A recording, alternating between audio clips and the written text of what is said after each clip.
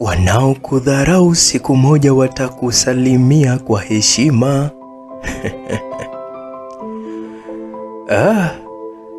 Nika kipande fulani hivi, kanyimbo fulani ambacho kwa namna moja ama nyingine kanakupa mzuka fulani wa kuendelea kujitafuta na kujipambania pia, kwa sababu hauwezi jua kesho yako itakuwaje, na hauwezi jua leo yako itakuja kuwa vipi kesho, au itakuja kuwa somo lipi kwa wengine.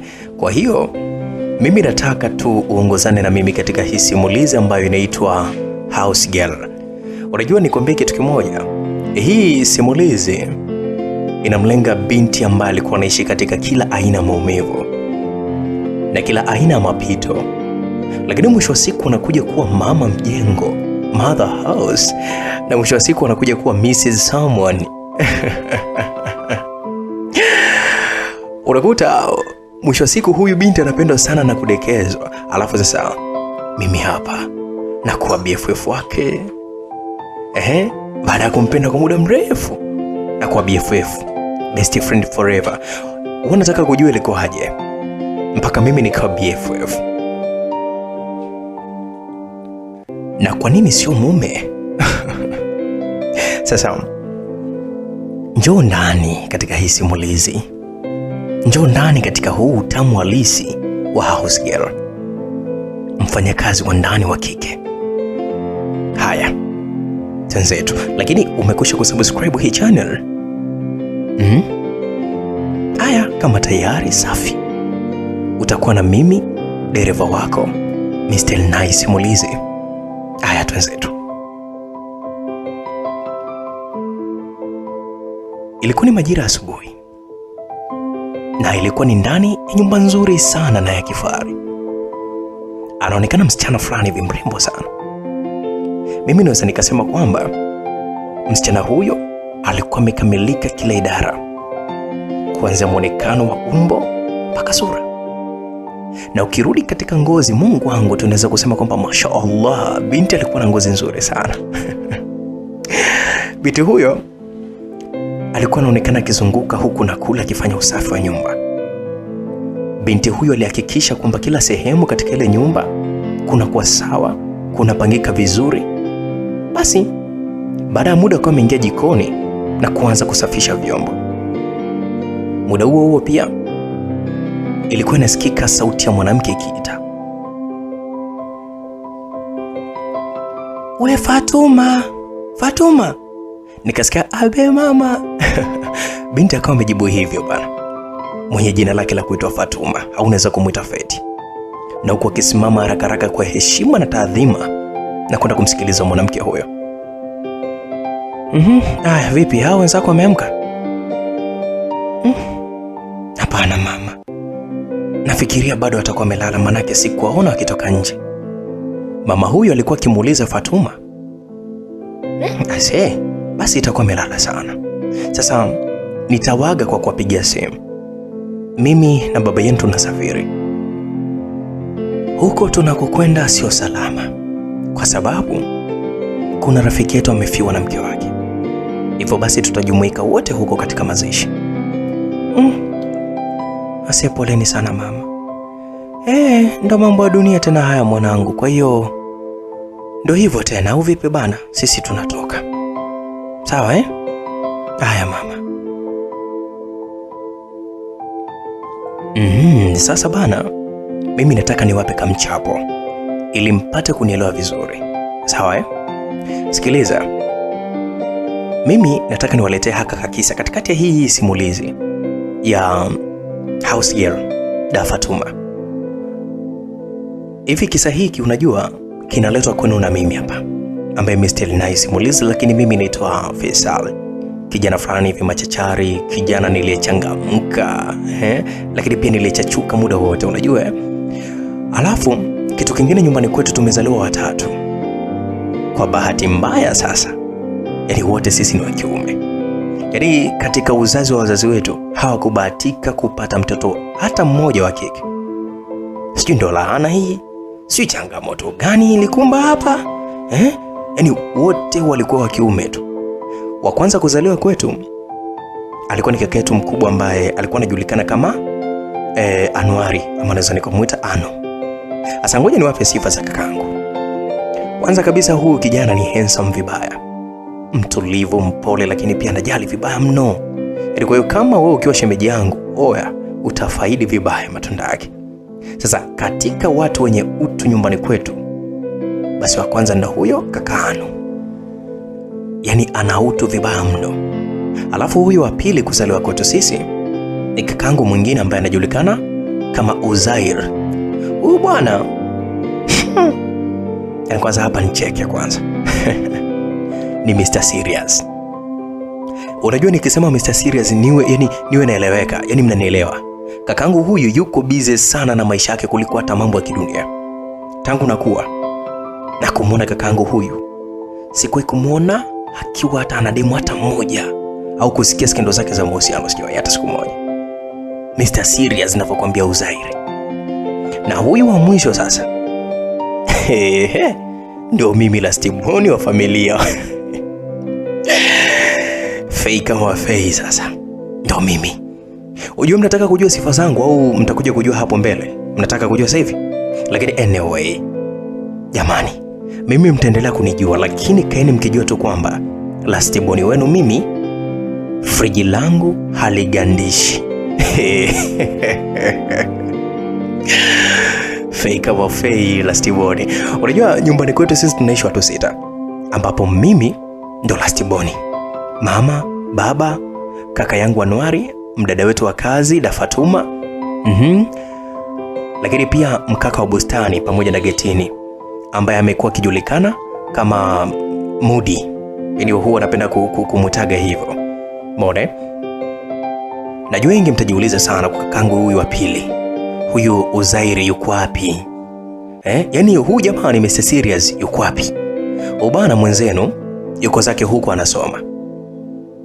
Najua bado mnajiuliza inakuwaje yeye ameenda kusoma nje. Alafu sisi wengine bado tupo hapa tunapigwa na jua la Dar es Salaam. Tunapauka. Lakini ukweli ni kwamba sisi wengine ni vichwa maji. Uzairi bwana yeye alikuwa vizuri sana katika masomo yake. Hivyo basi akawa amepata scholarship na kwenda zake nje. Nadhani mtakuwa sasa mnapata kuielewa familia yetu. Lakini kwa upande wangu mimi ndio kwanza nipo UDSM mwaka wa pili. Sitawaambia nasomea nini, lakini jueni tu kwamba nasoma. Wasomi hai.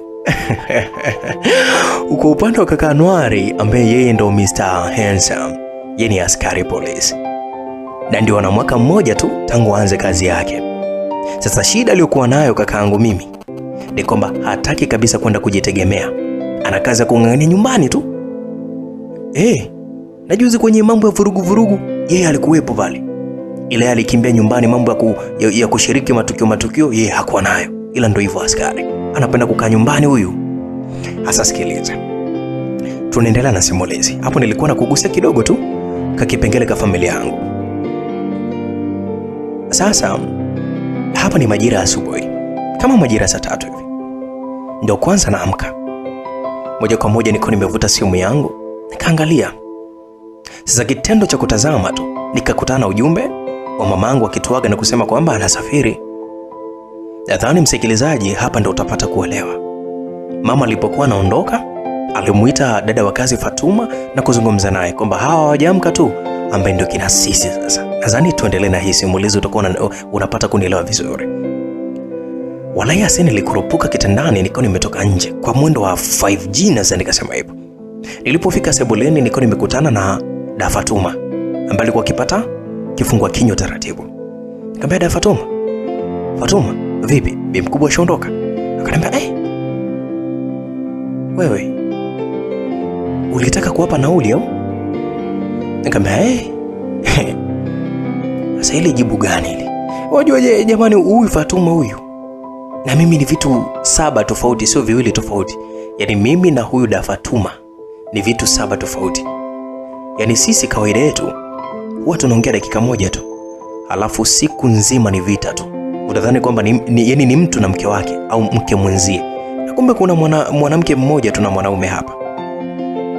ndio jinsi tulivyo mimi na huyu dada wa kazi. Nikamwambia, wewe binti, utazeeka vibaya sana. Mimi nakwambia, yani kulikuwa kuna haja gani ya kunijibu hivyo? Akasema no, kulikuwa kuna haja gani ya kuniuliza tu. Ikiwa hauwezi kunisalimia, wewe tangu umeamka umeonana na mimi au? Hebu nitokee hapa. Nikamwambia hii lione kwanza minyule yake hiyo kama lijini vile liangalie sura lake. Hivyo unajua nilikuwa nimemwambia huyu Fatuma, nilikuwa nimekaza sura. Na kisha huyo nikanyosha njia kuelekea chumbani kwa wazazi wangu. Nilikuwa nimefika nikaganda mara 3 mfululizo. Na hapo ndipo nilijua kwamba kweli wazazi wangu walikuwa wameondoka. Ase kwa unyonge kabisa nilikuwa nimerudi sebuleni nikamuuliza tena da Fatuma. Nikamwambia, mama amekuachia pesa yoyote ile kwa ajili yangu? Hajanipa. Oya msikilizaji, nilipewa jibu la haraka tu. Hajanipa. Alafu alikuwa mkavu. Nikamwambia una uhakika au? Yaani nilimuuliza manake niliona kama ni kama anadanganya vile. Mwenyewe nimeshazoea mamangu akiwa nasafiri kama hivyo ni lazima niache pesa. Lastiboni wake. Licha kwamba nipo sasa hivi UDSM nasoma chuo. Basi kwa hasira niko nimerudi ndani nikaenda kumwamsha kaka Noari hapo. Yule askari sasa kilaza. Handsome boy. Kamuuliza kaka, jamani unataka nini na wewe bwana? Unataka nini? Nikamwambia mama amesafiri bwana, alafu hajaniachia pesa ya matumizi. Hebu niache kwanza mimi nilale bwana, nimechoka sana. Tena sana. Kwanza unataka kuache pesa ya nini? Una siku ngapi toka umepata bumu yako chuoni? Una siku ngapi? Uache pesa ya nini? Ase hapo ndo kwanza nilipopoa. Nilichoka.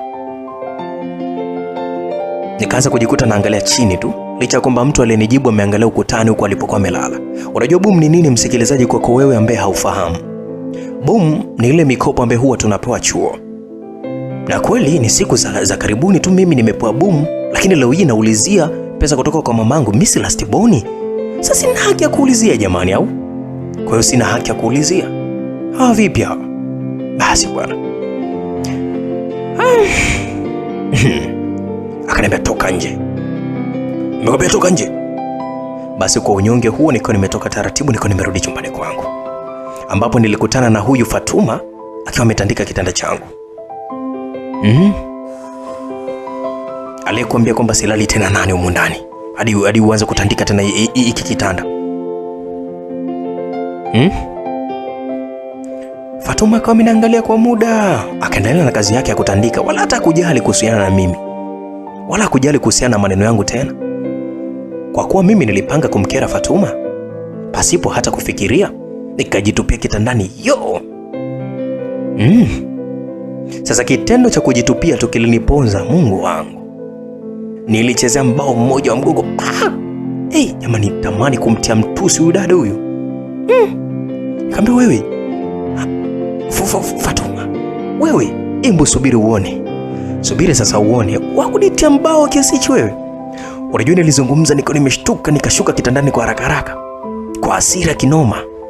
Nikaanza kumkimbiza sasa huyu Fatuma kwa haraka. Sasa Fatuma akawa ametoka nje. Na mimi nilikuwa namfuata huko. Na tena nikimtupia baadhi ya vitu ambavyo nilikuwa navyo au nilikuwa nina uwezo wa kuvikamata na kuvinyanyua. Unajua tulikimbizana sana mimi na Fatuma. Paka sebuleni tuko tumebaki tukizunguka tu eneo hilo. Nikizunguka katika kochi na ikazunguka huko. Hapo yani alikuwa anazidi kunitia hasira huyu dada huyu, namwangalia. Nikamwambia Fatuma, nikikukamata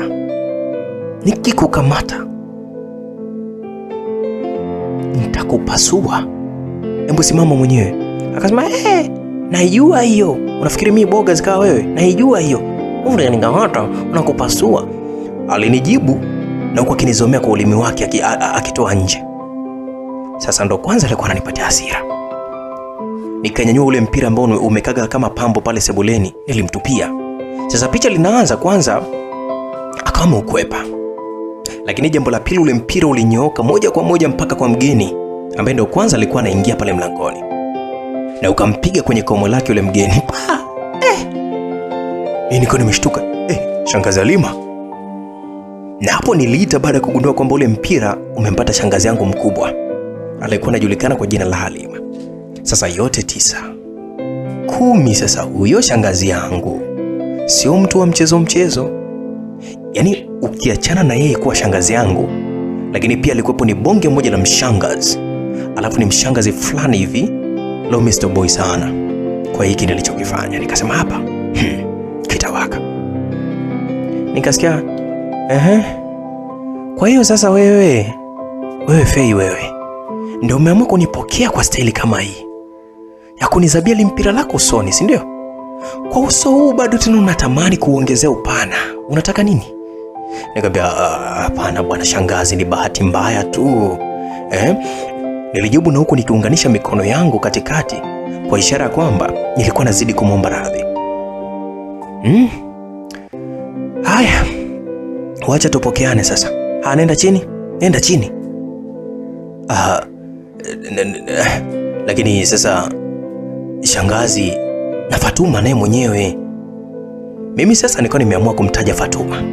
Manake yeye ndio nilikuwa nikikimbizana naye na ndio alioniponza mimi. Sasa kwa nini mimi nende chini afu yeye ajaenda? Kidogo nikasikia tena msauti wa shangazi haraka. Wewe unautani na mimi? Nikamwambia hapana shangazi. Haya chini. Mimi nani sasa msikilizaji? Mimi nani nisiende chini jamani? Shangazi yangu bwana huyu. Hii ndio sababu ambayo inanifanyaga mimi yani tushindwe kuelewana mimi na yeye kabisa. Yani shangazi yangu ni mbabe tu muda wote. Na ndio maana huwa simpendi na analijua hilo. Yani analijua, sio kwa kumsingizia. Basi bwana. Kwa nyonge sana. Na huku nikimwangalia Amanda niko nimepiga goti.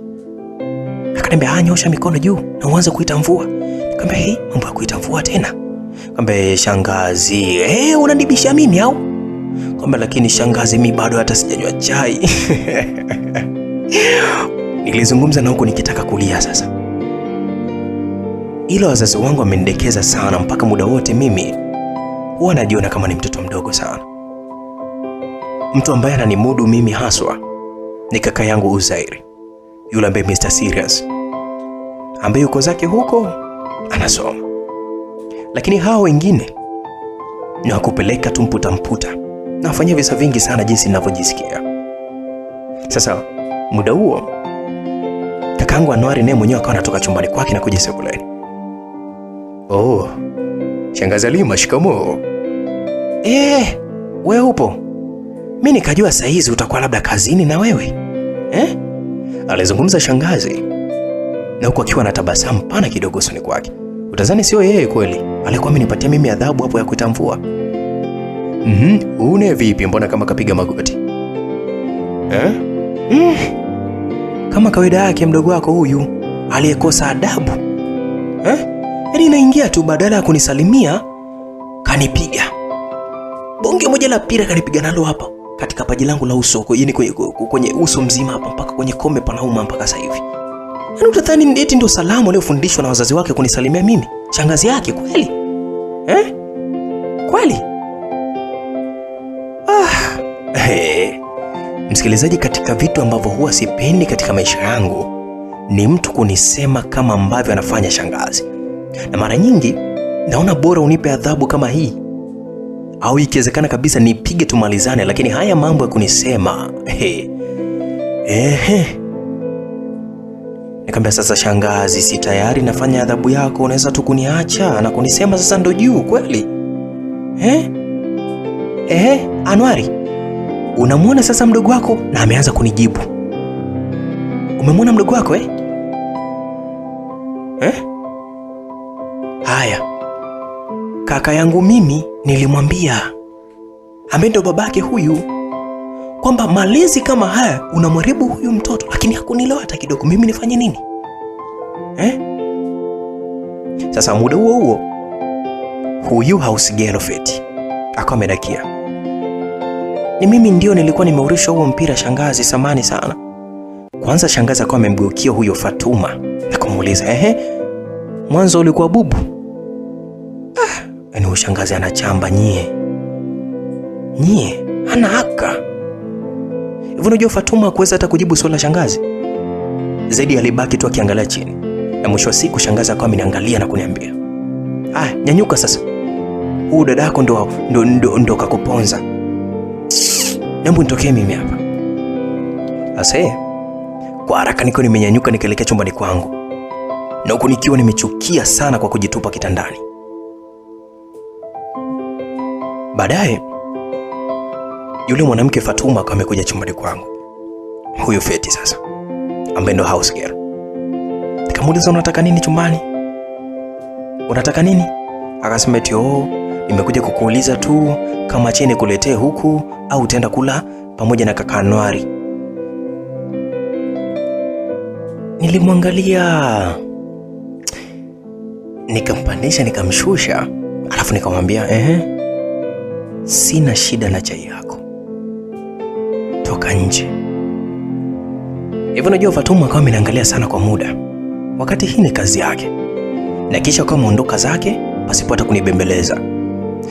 Lakini humu ndani bana, mimi kuenjoy ni mpaka wazazi wangu wawepo. Mimi nakwambia ukweli, ili hawa watu wengine hata wanipendi kabisa. Mimi naonaga hivyo, hawanipendi.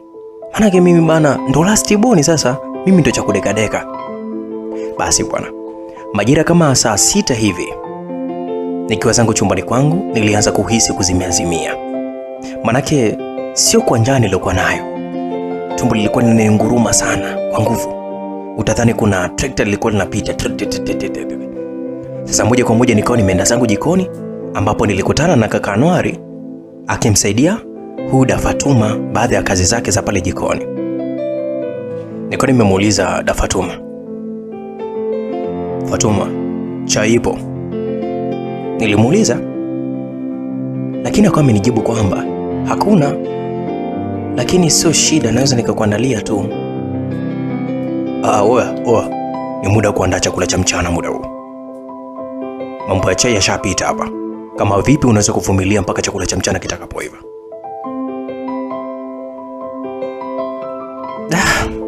Asa nilimuona kama mchawi, yaani mharibifu maisha yangu hivi. Yaani kwa njaa nilikuwa nayo, alafu eti anasema kiurahisi tu nisubirie mpaka watakapopika chakula cha mchana. We kuweza. Mara ghafla nilikuwa nimemsikia kaka akiwa anazungumza Anwar. Eti Feti, mwandalie bwana huyu, anaweza kazimia hapa. Na kweli baada ya muda bwana, mimi nilikuwa sawa kabisa. Tumbo lilikuwa lishashiba vya kutosha. Yaani nilipata chakula na kisha nilikuwa nimeungana nao hapo jikoni. Sasa majira ya jioni hivi, kakaangu akawa amejiandaa kwenda kazini kwa sababu alikuwa na shift ya jioni. Sasa pale nyumbani tukao tumebaki tu mimi, Fatuma na shangazi Halima. Sasa mimi nilikuwa nimemuulizaje Fatuma maswali fulani hivi, ili utanisamee msikilizaji. Nilikuwa nimemwambiaje, hivi Fatuma, una mchumba kule wewe? Nilimuuliza muda huo mimi na Fatuma tulikuwa tunafanya kazi za usafi pale nje, tulikuwa tunachoma matakataka hivi. Fatuma akawa ameniangalia, alafu baadaye akawa ameniuliza, akasema, kwa nini unauliza hivyo? Unataka kuniposa au? Nikamwambia, bwana Fatuma, yaani mimi nikupose wewe? Wallahi nipigwe mawe na raia. Yaani mimi hata tukibaki wawili, mimi na wewe, dunia nzima watu wote hawapo, lakini mimi siwezi hata kukutongoza. Yaani nilikuwa nimezungumza mdomoni tu, lakini moyoni mwangu ilikuwa majibu mengine kabisa tofauti na hayo ambayo nilikuwa nimeyazungumza. Fatuma akaniangalia, akanipandisha na kunishusha, alafu akanijibuje, unajimaliza? Hata hivyo nimekutania tu, nina mchumba wangu. Na hapo nilicheka sana, alafu nikamuuliza, nikamwambia, wewe Fatuma, huyo mchumba wa kuchora au? Manake mimi sijawahi hata kukusikia kuzungumza na mtu hapa, hata kuongea naye kimahaba katika simu yako. Kila siku wewe kuzungumza na mama, baba, mara sijui kaka yako. Haya, huyo mchumba unaongea naye saa ngapi? Akasema, viko niwe Faisal, wewe ni mpelelezi wa maisha yangu wewe. Nikamwambia, haku. Akasema basi, kimya. Na kweli kawa basi. Tuliendelea kufanya usafi pale huku na kule. Na muda wote huo nilikuwa nikimwangalia sana Fatuma kwa kuibia sana. Manake huyu msichana bana, mimi namchukulia tu poa, lakini kwa ndani ni kila kitu kwenye maisha yangu. Nampenda sana Fatuma kuliko chochote. Hata huu korofi nilikuwa namfanyia ni kwa sababu nataka kuwa naye tu karibu. Basi muda huo nilikuwa sijiwezi sana kwake. Basi hapo kwa hapo nilikuwa nimetoa simu yangu, nikaanza kupiga picha. Nikampiga picha huku na kule pasipo yeye hata kujua. Nilimpiga picha nyingi sana Fatuma.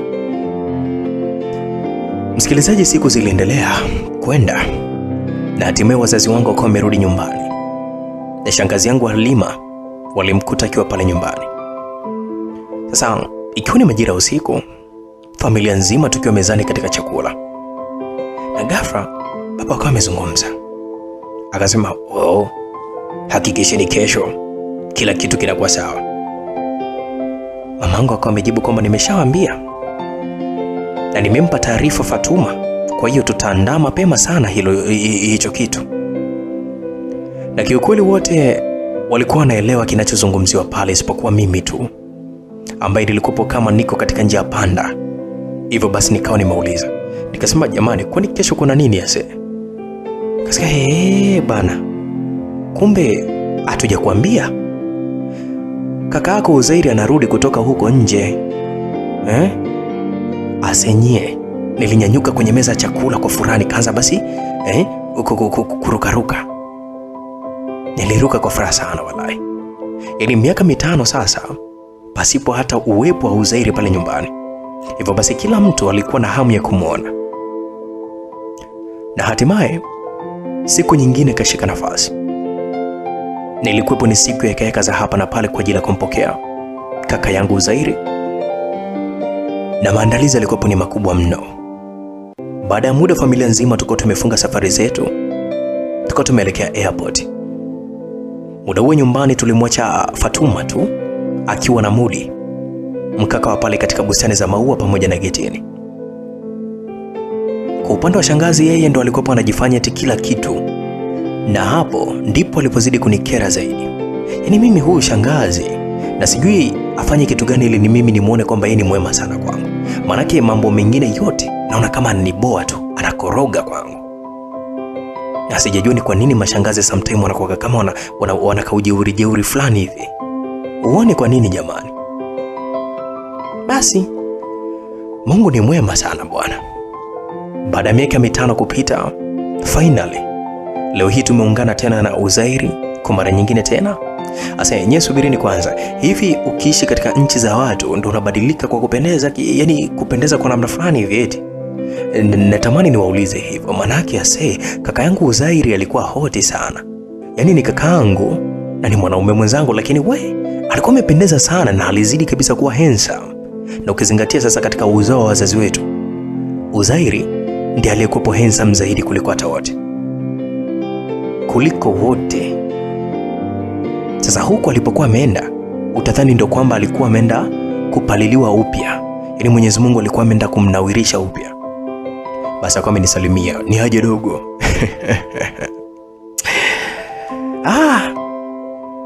Aliponisalimia hivyo nikamwambia, "Poa bro, shikamoo." "Marhaba." Basi mimi nilikuwa nimemwambia, "Unajua kaka, mimi nilikumisia sana na tena hakuna kipindi nilikuwa napata shida sana kama hiki kipindi ambacho au kile kipindi ambacho ulikuwa haupatikani hewani. Yaani nilikuwa napata shida sana." Nilikuwa nazungumza na huku nikimwangalia kakaangu, mara ghafla Anwari akawa amedakia, ambaye ni askari sasa. Nikasikia, "Oya Faisali, si ndio wewe ulikuwa unasema kwamba hautaki Uzairi aje tena huku? Si ulisema kwamba akija atachukua nafasi yako wewe jamani, au vipi?" Unajua alizungumza kiutani na ulikuwa ni utani tu wa hapa na pale. Na mwisho wa siku tukao tumefika nyumbani na kukuta kila kitu kikiwa tayari. Bwana, hivi unatambua kwamba Fatuma alikuwa anajiweza sana? Yaani Fatuma ukimwacha nyumbani tu, jua kwamba umeacha mwanamke wa maana kweli kweli. Na kitendo cha sisi kuingia ndani, Fatuma kukutana uso kwa uso na Udhairi, walijikuta wakitazamana sana usoni. Waliangaliana mno na kakaangu. Nikasikia, karibu sana kijana wangu. Na hii ilikuwa ni sauti ya baba yangu. Na hapo ndipo akawa amewafanya wawili wale waache kutazamana. Maana walitazamana kwa muda kidogo kama kapicha fulani hivi kakihindi. Sasa mimi niko nimejiuliza kimoyo moyo. Nikasema sasa, huyu Fatuma ndo amepagawa hivi na muonekano wa kakaangu Udhairi au? Nilijiuliza, na huku nikiona kama naenda kumkosa hivi Fatuma wangu, manake sikuwa hata na uwezo wa kumwambia kwamba mimi nampenda sana. Yaani mbele ya Fatuma mimi ni domozege. Mimi siwezi kuzungumza chochote. Yeah, of course. Msikilizaji, na hatimaye wiki nzima ilipita tangu kaka yangu Udhairi apate kurudi hapo nyumbani. Na kitu ambacho Udhairi alikuwa hajabadilika nacho ni userious. Yaani huyu kakaangu ni mtu serious sana, na ndio maana tunamuitaga Mr. Serious. Sio Mr. Nice simulizi, tunamuita Mr. Serious. Sasa ikiwa ni majira ya jioni, nakumbuka pia nikiwa ndio kwanza nimetoka zangu chuoni, mara ghafla nilikuwa nimesikia vicheko vya hali ya juu sana vikitokea jikoni. Kwa mwendo wa haraka haraka nilikuwa nimeelekea jikoni kwenda kuangalia ni nani sasa huyu, yupo na nani. Nilipata pressure mapenzi msikilizaji, manake niliona kitendo cha kumwona kakaangu Udhairi akiwa anacheka kiasi kile na Fatuma. Ase moyo wangu ulifanya paa. Na sijui niwaambie nini, lakini ukaribu wa Udhairi pamoja na Fatuma ulikuwa unanipatia wasiwasi mkubwa sana. Kakaangu sio mtu wa mazoea sana na watu. Lakini sasa mbona kama ni ghafla mno? Yuko busy na Amanda, ni kwa nini? Asa kwa mwendo wa haraka haraka nikiwa nimeondoka zangu na kuelekea chumbani kwangu. Na hapo nikiwa na maumivu makali mno. Naweza kusema kwamba Udhairi ndo ananionyesha kiasi gani nampenda sana Fatuma. Yaani nilikuwa nampenda sana Fatuma kuliko hata chochote. Nikaanza kujiuliza kimoyo moyo, nikasema hawa watu ni wana mahusiano au vipi? Nikajiuliza tena, lakini inawezekana vipi? Yaani ndio wapendane mapema yote hii? Itakuwaje kama ni kweli wana mahusiano? Nitakuwa nimemkosa Fatuma kabisa. Kwa hiyo hapa natakiwa kumwambia Fatuma kweli kabisa mapema. Nilijizungumzisha mwenyewe. Utadhani kwamba nimeanza kupata ukichaa. Basi siku ziliendelea kwenda huku na huku, na mwisho wa siku nikaanza kubadilika sasa. Yaani nilianza kubadilika na kuiga tabia za kakaangu kila kitu. Na hapo nikiamini kwamba ukaribu wa Udhairi pamoja na Fatuma umesababishwa na tabia za kakaangu. Na mimi hata sikuishia hapo. Nikaanza kununua vijizawadi vya hapa na pale, nikaanza kumpatia Fatuma. Asa siku moja, ngoja nikupe mchapo. Ilikuwa ni majira kama ya usiku. Siku hiyo nilikosa usingizi kabisa, nikaamua kutoka nje. Nilitoka nikaanza kutembea huku na huko, na mwisho wa siku niliweza kumuona Fatuma akiwa amekaa pembeni kabisa, na pembeni kwake alikuwa anazungumza na simu. Asa kwa mwendo wa polepole nikaanza kujiongea taratibu, nikaanza kumsikiliza. Anaongea nini? Nikasikia, usijali mwanangu, mama anakuja kesho, sawa Sawa, binti yangu mrembo, nakuja mwanangu, acha kumsumbua bibi, sawa Wewe, hivi nye kwanza nilishtuka sana, nikaanza kujiuliza, kwa hiyo Fatuma na mtoto Kwa hiyo wapo walio ni wai zaidi na kuacha alama. Hasa mbona kama sielewi. Sasa hapo nikiwa naendelea kujiuliza, Amanda aligeuka nyuma na kuniuliza, wewe umekuja saa ngapi hapa? Nikamwambia, nani mimi au? Akasema hapana, naongea na Faisali. Sio wewe. Kwani Faisali unaniwinda au? Maana naona sasa hivi ukianza kuniangalia sana haunimalizi. Kuna shida yoyote ile au kuna kosa lolote ambalo mimi nimekufanyia? Nikamwambia hapana. Hakuna kitu kama hiko. Hata hivyo kukuangalia sio dhambi hata kidogo. Na kuna muda najiulizaga, ungekuwa ni mama halafu mimi ni mtoto wako, ase ungekuwa unanipiga kiasi gani? Huwa najiulizaga. Yaani na Faisal, akili zako wewe. Hivi unaniwazaga nini mimi wewe? Nikamwambia, sasa Fatuma unafanya nini muda huu?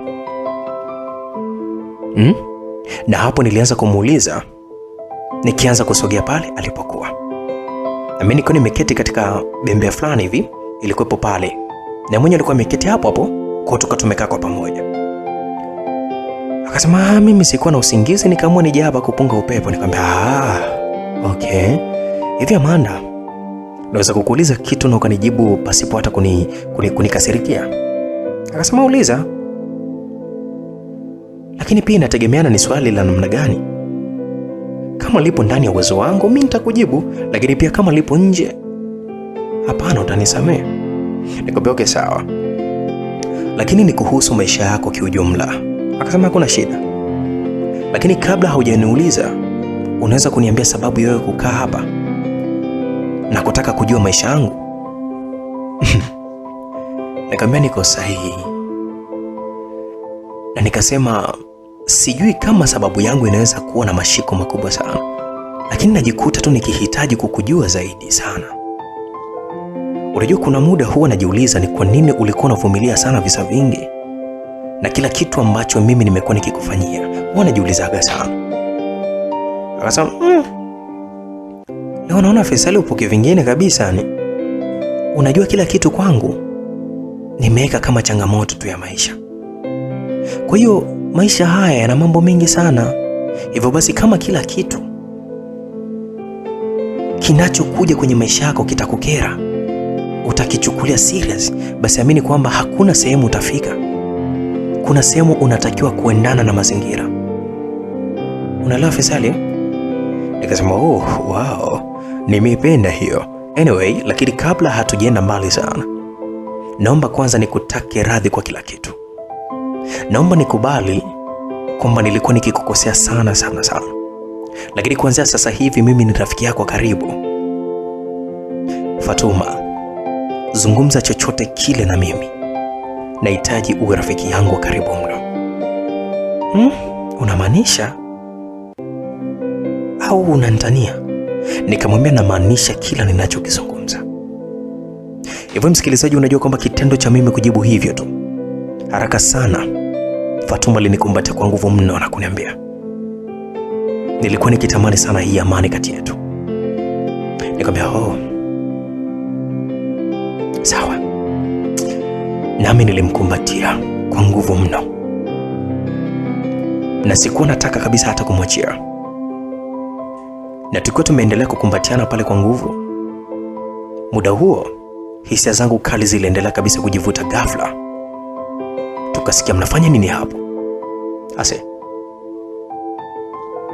kaka Uzair aliuliza hivyo kwa sauti ya ukali na kutufumania, sauti ambayo hakuwahi kabisa kuitumia hata siku moja, hasa kwangu mimi ambaye anajua kabisa huwa sipendi mtu aniseme vibaya wala kunipandisha sauti.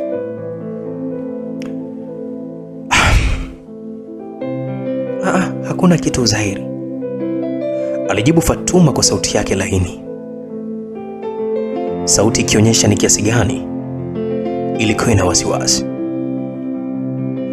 Hakuna kitu gani bwana? Saizi ni saa 7 kasoro usiku, na wawili nyinyi mko hapa mnashikana tu. Kwani nyinyi mnaona sawa?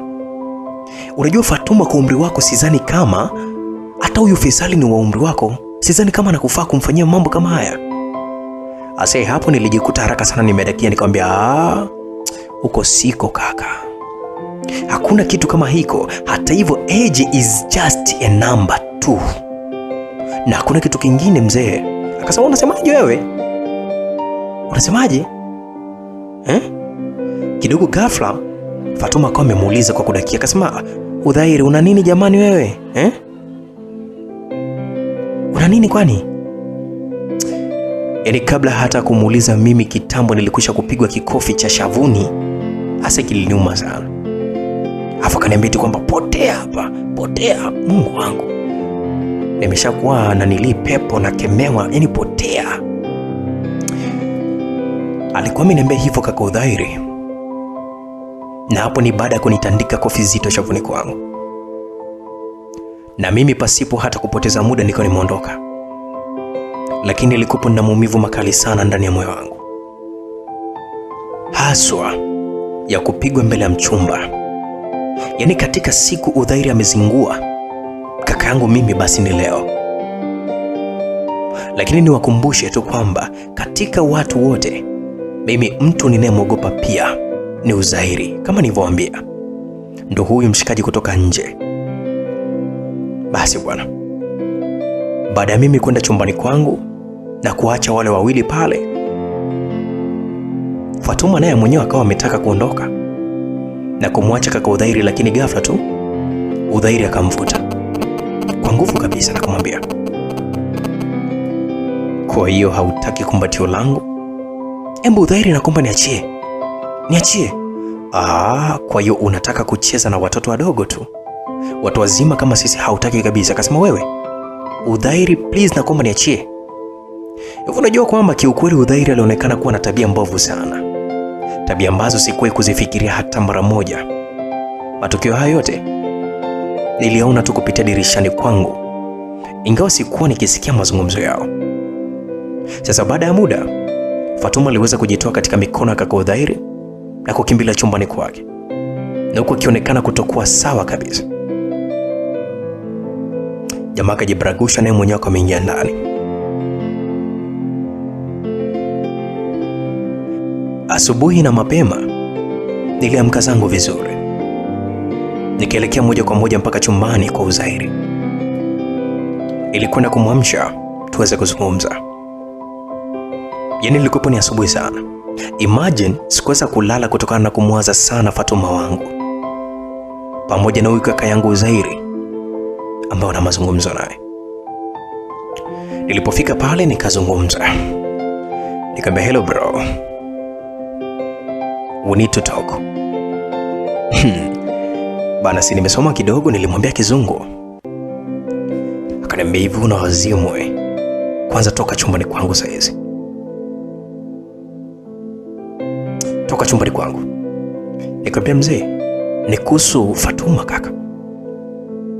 Na hapo nilipozungumza hivyo ni kuhusiana na Fatuma kama amenyanyuka kitandani na kukaa vizuri.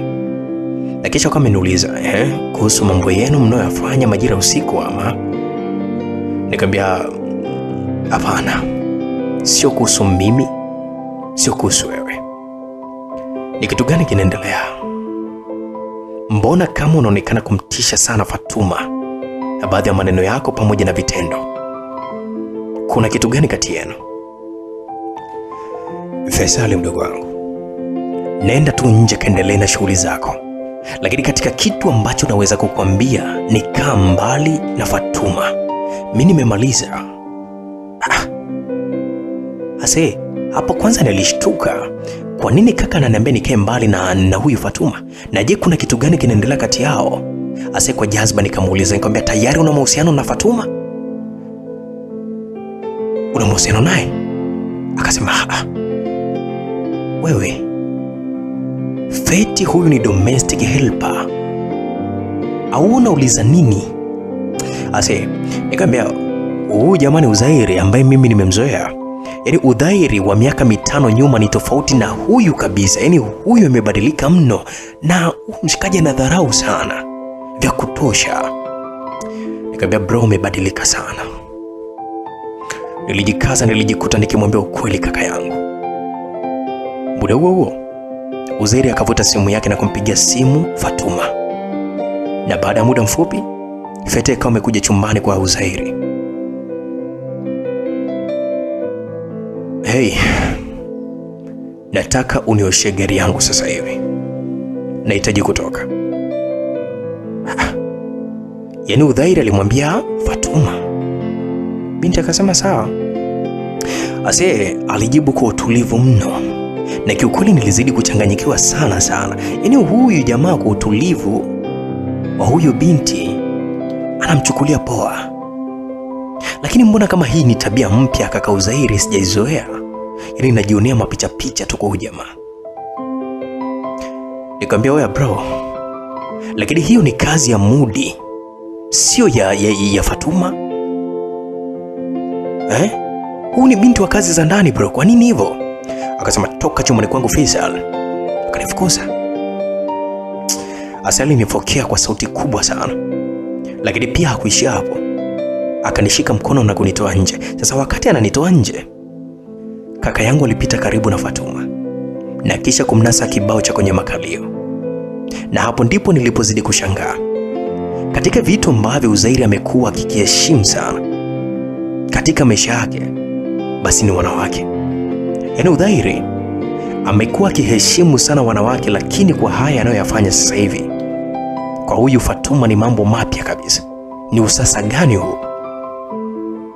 Basi baada ya muda Amanda akawa amechukua vifaa vya usafi na kisha kutoka nje kwa ajili ya kwenda kusafisha gari ambalo aliambiwa isafishe na Uzairi.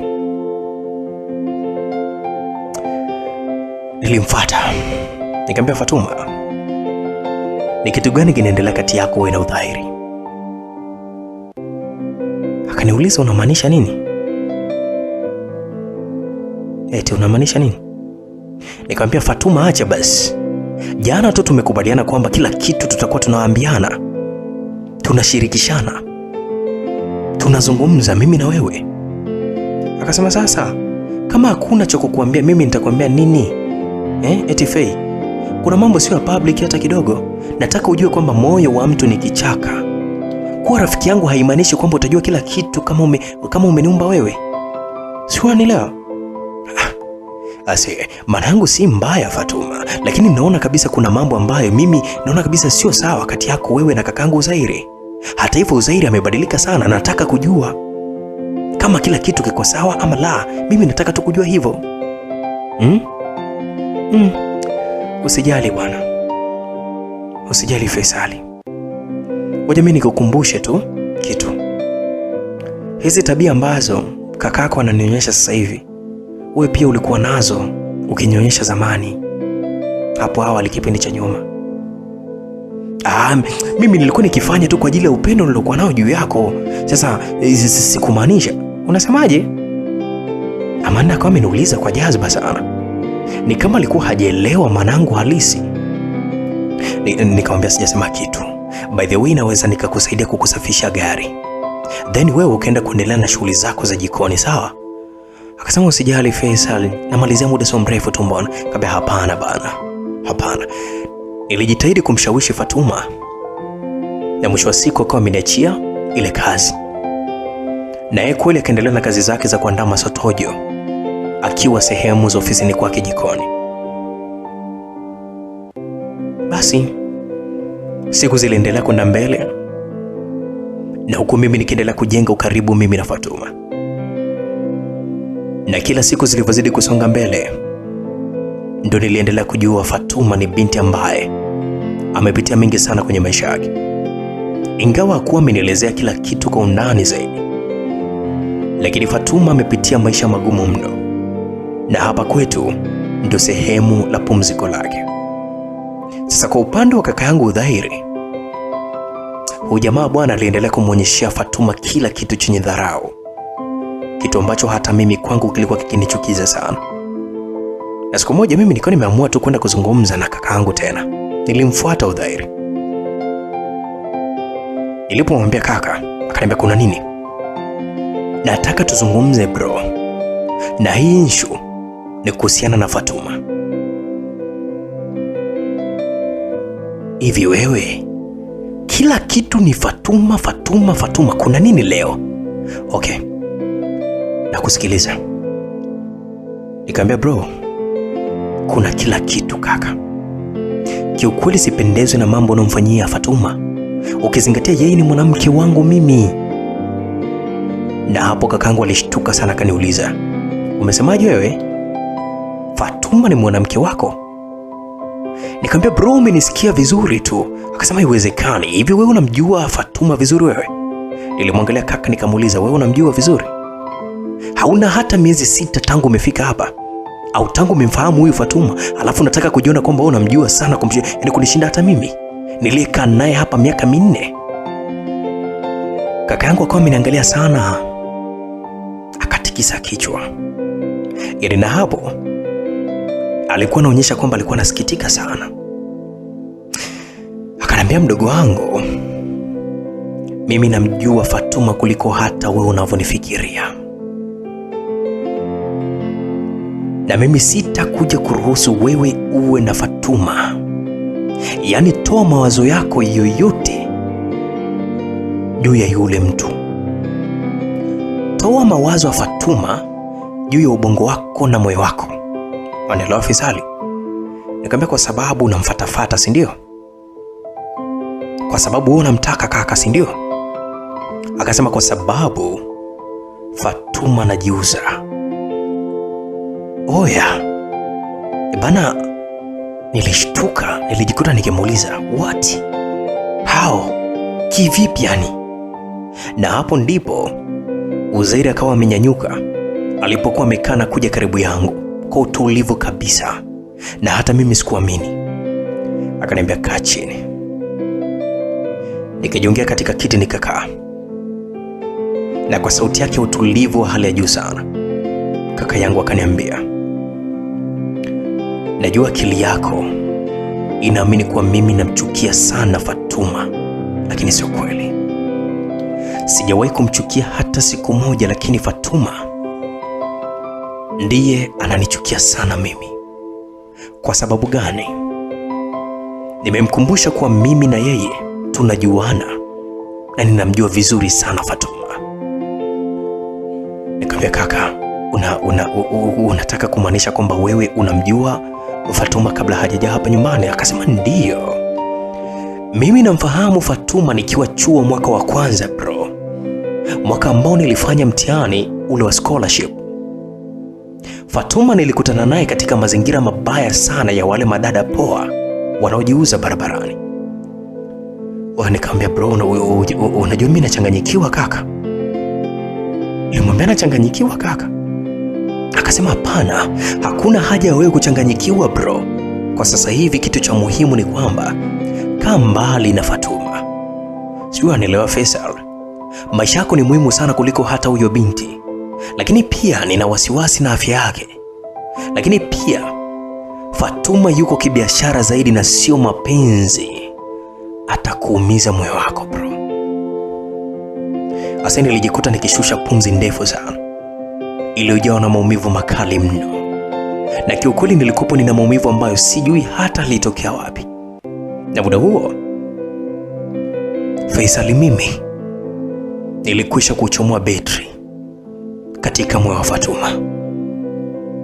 Yaani nilikwisha kumweleza kuwa Fatuma ampenda sana, sijiwezi kwake, nahitaji kuwa naye katika maisha yangu. Mimi nikamuuliza bro, nikamwambia, lakini sasa mbona Fatuma hakuwahi kabisa kuniambia kuhusiana na hiki kitu kaka? Hajawahi kunishirikisha. Akasema, oya, sikiliza, hakuna mwanamke anayeweza kuzungumzia machafu yake hata kidogo. Hata hivyo Fatuma ni mwanamke mjanja sana, atakuumiza kichwa. Nikamwambia, bro, asante mwanangu, naomba nikapumzike. Asante sana. Nilizungumza niko nimenyanyuka moja kwa moja nikaenda chumbani kwangu. Nilijifungia sana. Hakuna siku ambayo siku yangu iliharibika sana, nililia sana kama siku hiyo. Sikuwa sawa kabisa. Chakula kilikuwa kipiti. Halafu siku hiyo nilikuwa nina mtihani chuoni. Kichwa changu kilishindwa kabisa kutulia, zaidi ya kumwaza Fatuma wangu na matukio ambao nimeambiwa na kaka yangu. Nikasema, sasa kwa hiyo Amanda amenificha kuhusu mtoto, lakini pia amenificha kuhusiana na shughuli zake za kujiuza. Sasa kwa nini anifiche? Kwa nini? Unajua, nilianza kujiuliza na huku nikikosa majibu sahihi kabisa. Zaidi nilibaki nikijililia. Asenye mapenzi ni kitu kingine kabisa, na haswa ukipenda kweli kweli. Majira kama saa 4 asubuhi, Fatuma akawa amekuja chumbani kwangu na kuniamsha, kwa sababu aliamini kwamba nimelala. Akaniita, Faisal, ulisema una mtihani leo, amka uwe chuoni. Amka. na hapo niligeuka nikakutana uso kwa uso na Fatuma. Lakini kwa muda huo macho yangu yalikuwa yamevimba sana kutokana na kulia sana. Akaniuliza, unalia? Kuna shida gani kwani? Nilimwangalia nikamjibu niko sawa. Asa msikilizaji, ogopa mtu anayesema kwamba niko sawa. Ogopa sana hawa watu. Akasema, uko sawa kivipi? Na unaumwa jamani Faisal, una shida gani? Niambie bana, shida nini? Umepatwa na nini? Mbona kama unalia sana? Unaumwa nimuite mama au? Nilijikuta nikipata hasira sana, nilimfokea Fatuma nikamwambia, hebu toka hapa bwana, nitokee mimi hapa. Hivyo Fatuma unaona kama mimi mtoto mdogo, si ndio? Akasema, unamaanisha nini? Nikamwambia kwamba haujui hapa naongea kuhusiana nini? Haujui mimi nazungumzia nini? Wacha nikupe faida sasa hivi. Ulitaka kuniambia lini kuhusiana na kazi yako ya awali? Akasema, unaongelea kazi gani wewe? Faisali, mimi nina miaka minne hapa nyumbani kwenu. Unaongelea kazi gani nyingine? Okay. Basi pasipo hata kufikiria niko nimeropoka. Nikamwambia, ya kuuza mwili wako. Na hapo Amanda alishtuka, lakini kwa sauti utulivu sana wa hali ya juu alizungumza. Akasema kwamba nilikuja kwa ajili ya kukuamsha tu, usije ukachelewa mtihani wako. Asante. Alitoka nje Fatuma na kuniacha mimi nikiendelea kumshangaa. Manake reaction za Fatuma zilionyesha wazi kwamba udhairi aliniambia ukweli mtupu kuhusiana na Fatuma. Na kwa unyonge wa hali ya juu sana niko nimejiandaa nikielekea zangu chuoni. Sikuwa sawa kabisa, lakini nilihakikisha kwamba nafanya mtihani wangu vizuri tu kabisa. Basi bwana, hatimaye wiki 2 zilipita. Nilimaliza na mitihani yangu vizuri yote. Na kipindi chote hicho sikuwa nikimuongelesha Fatuma. Yaani nilikuwa nikimpita tu kama simjui. Na Fatuma pia hakuonyesha kuwa na muda na mimi. Yaani kwa upande wangu niliweka ukaribu kabisa na kaka Udhairi. Na hii kuna namna ilimuumiza sana Fatuma, ambaye nilimpatia matumaini makubwa sana ya kwamba nitakuwa upande wake kila inapozidi kuitwa leo. Ila Fatuma alikuwa kiumia sana, lakini hakuwa na namna zaidi ya kujikaza tu. Hivyo nilibadilika sana. Niliamua kurudi katika tabia yangu ya mwanzo ya kumsumbua Fatuma. Unajua ilikuwaje? Siku moja ikiwa ni majira kama asubuhi. Siku hiyo mezani tulikuwa mimi, Uzairi, kaka yangu Anwari, tulikuwa tunapata breakfast. Mimi nikaanza kuongea, nikasema kwamba unajua Fatuma, unaweza kuniandalia juice? Manake hata sijisikii kunywa hii chai. Nilimwambia hivyo, na kwa utaratibu sana Fatuma kwa amenijibu. Akasema hakuna shida, lakini nitatengeneza ya tikiti tu, manake hakuna matunda ndani. Mimi nikamwambia sawa, all out. Basi kuli Fatuma wa watu wakawa wamenyanyuka na kwenda kutengeneza juice. Baada ya muda wakawa wameletea pale mezani, na kabla hajakaa chini Uzairi akamwambia, unaweza kuniandalia mayai 2 tu ya kukaanga? Mwanamke akasema ya sure. Alirudi jikoni Fatuma wa watu. Baada ya muda Fatuma karudi akiwa na mayai, na kabla hajakaa tena nikamwambia, nahitaji mayai pia, lakini yao ya kuchemsha. Mwanamke akajibu sawa, naenda kukuchemshia mayai. That moment inaumiza sana msikilizaji. Fatuma wa watu wala hakuwa na nguvu za kukataa. Lakini pia tabia hii kwangu ilinishangaza sana kutoka kwa Fatuma. Yaani Fatuma ni binti ambaye hapendi kupelekeshwa kama hivyo. Lakini sasa hivi kila unachomwambia anasema sawa, sawa, sawa. Lakini kabla hajaelekea kufika mbali jikoni, kaka kaka Anwar akamuita, akamwambia, "Hey, Amanda, njoo." Akarudi binti, "Kaa chini ule." Amanda alimtazama, akamwambia kwamba nachemsha tu mayai chapchapu then nakuja kukaa. Nimesema kaa chini ule. Hivi vitu vilivyokuwepo hapa vinatosha sana. Na kama kuna mtu yoyote yule anataka kuongeza kitu, atanyanyuka mwenyewe na kwenda kujiandalia. Na hapo mimi na kaka yangu Uzairi tukawa tumetazamana sana na kisha tukawa tumecheka. Yaani tulihakikisha kwamba Fatuma anazidi kujisikia vibaya sana muda wote. Basi majira jioni, mimi na Uzairi tukawa tumekaa zetu katika bembea. Tulikuwa tukizungumza mambo mawili matatu. Mara ghafla Fatuma akawa ametoka nje kwa kasi sana. Akawa ametoka nje ya geti kabisa. Sasa mimi niko nimejiuliza, anaenda wapi huyo? Basi mimi na kaka Uzairi tukawa tumetoka nje kwa ajili ya kwenda kumwangalia. Lakini tukakuta Fatuma ndo anaishia tu na bodaboda. Majira kama saa 3 hivi usiku, Fatuma akawa amerudi pale nyumbani na kukuta kila mtu akiwa chumbani kwake. Lakini mimi nilikuwepo chumbani kwa kakangu Uzairi, maana ndo ashakuwa mshikaji wangu kinoma noma. Basi moja kwa moja Fatuma akawa amekuja chumbani kwa Uzairi,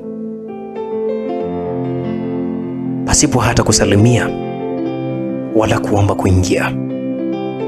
Alipoingia alizungumza,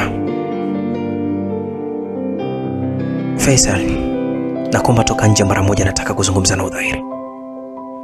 Mimi nikawa nimenyanyua macho yangu nikamtazama Uzairi, ambaye naye alinipatia ishara kwamba niondoke. Kweli bwana, nikawa nimetoka.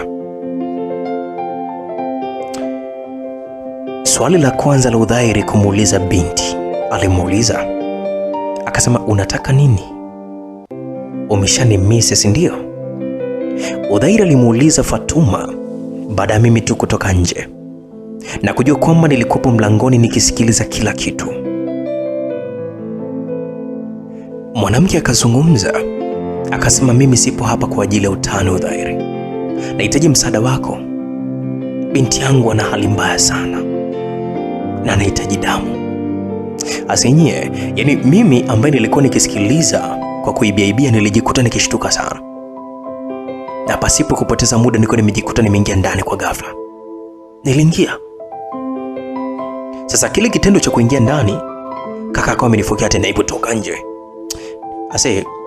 Nikamwambia kutoka nje sio kweli bro. Nataka kujua nini kinaendelea kati yenu nyinyi wawili. Nataka kuelewa, mara mtoto, mara hiki, mara kile, ni kitu gani kinaendelea hapa? Oya Faisal, nimesema toka nje.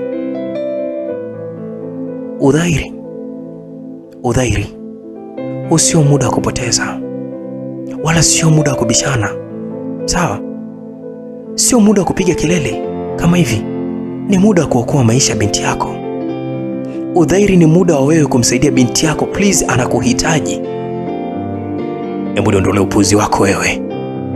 Umesikia mtoto wewe? Mtoto gani? Umejitoa akili si ndio? Uzairi, please, sina hata pesa kununulia damu, please. Nakuomba sana, nakuomba nisaidie mimi. Najua haunipendi, najua hauniamini, lakini mtoto wako ana hali mbaya sana kwa sasa hivi. Wewe sema unataka msaada na sio kuniambia sijui mtoto wangu, sijui nani. Hivi unafikiria kwamba mimi ni mpumbavu sana kiasi hicho si ndio? Unafikiria kwamba mimi naweza kudanganyika sana na traki zako? Yaani kulala na mimi mara moja tu, leo hii tayari eti una mtoto wangu. Wewe mpuuzi nini wewe? Msikilizaji, hapo ndipo niliposhtuka zaidi. Yaani kaka Uzairi ameshawahi kupita na Fatuma. Kivipi yani? Wallahi hawa watu wana mambo mengi sana ambao naweza nikasema kwamba wamejificha na mimi sifahamu.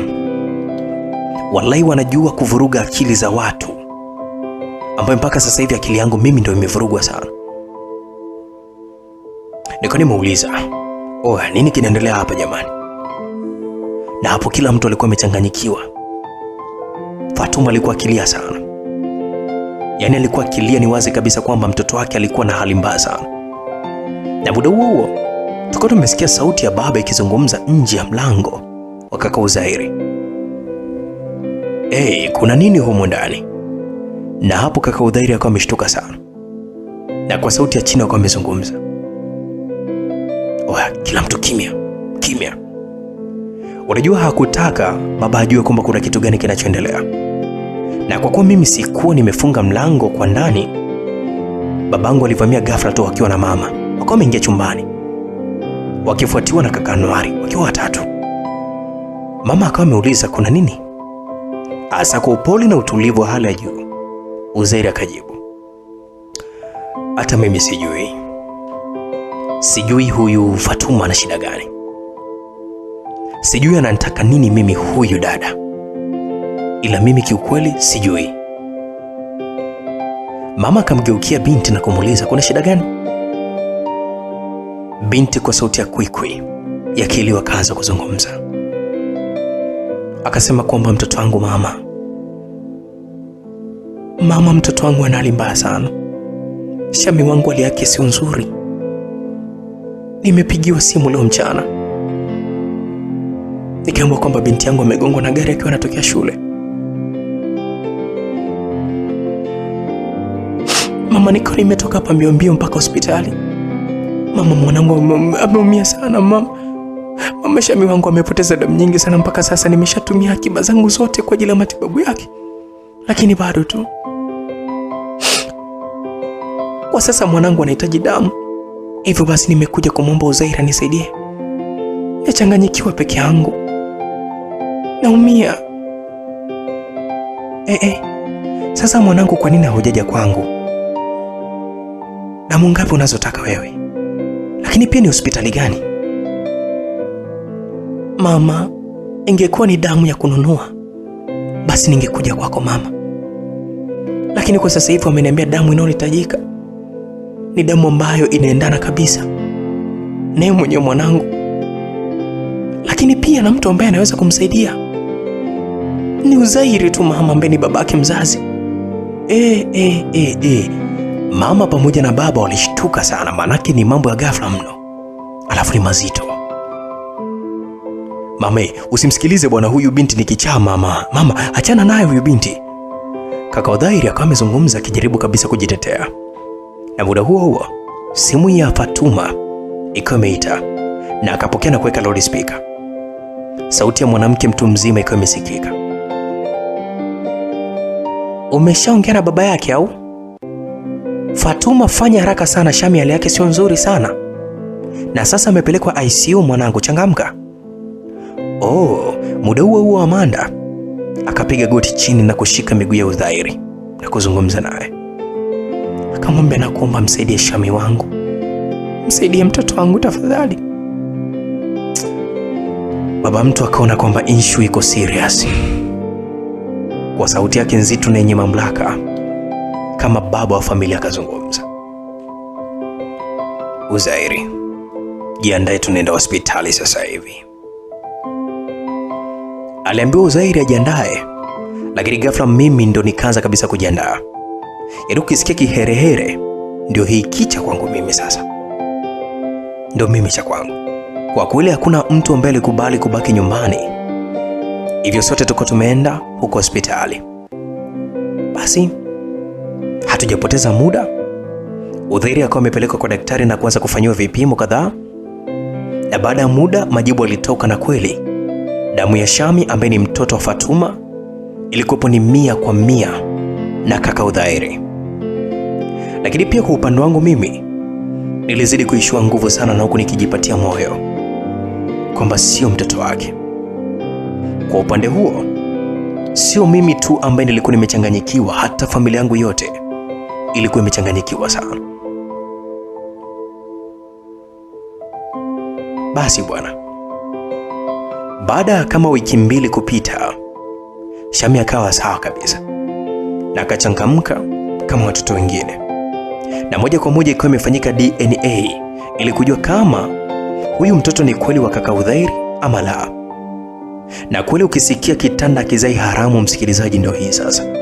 Kwanza kabisa huyu binti wa kuitwa Shami alifanana kila kitu na Udhairi, lakini ni ubishi tu wa kaka Udhairi ndio uliokuwa unapelekea kufanyika DNA.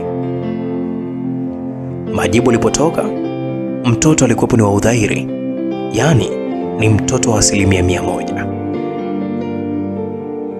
Sasa hii inawezekanaje? Inawezekanaje? Akamuuliza, na huko akizunguka sebule nzima. Na muda huo na familia tuko tumebaki tukimwangalia tu. Manake kama mhusika anachanganyikiwa, na sisi tunafanyaje jamani? Sisi tunafanyaje? Mhusika yani kadata. Asa mama akawa amemuuliza, wewe Udhairi, unachanganyikiwa nini baba? Unachanganyikiwa nini? Akasema sisi sijui kwa kweli. Yaani hata sielewi mama. Huyu binti mimi nimekutana naye tu eti mara moja. Na hapo baba yetu alijikuta kicheka sana na kumjibu. Yaani wewe Udhairi, aliyekuambia mimba haiwezi kuingia kwa mara moja ni nani? Mbona unakuwa kama sio msomi mwanangu wewe? Mimi sijapanga bwana, mimi mzee kuwa baba bwana. Bwana mimi bado mdogo baba. Ona kaka Anwari yuko tu na kazi zake, wala hata mtoto. Mimi mambo hii hayo yote sio muhimu kwa sasa hivi. Nataka kujua kwamba wewe na Fatuma mlikutana vipi? Nataka kujua.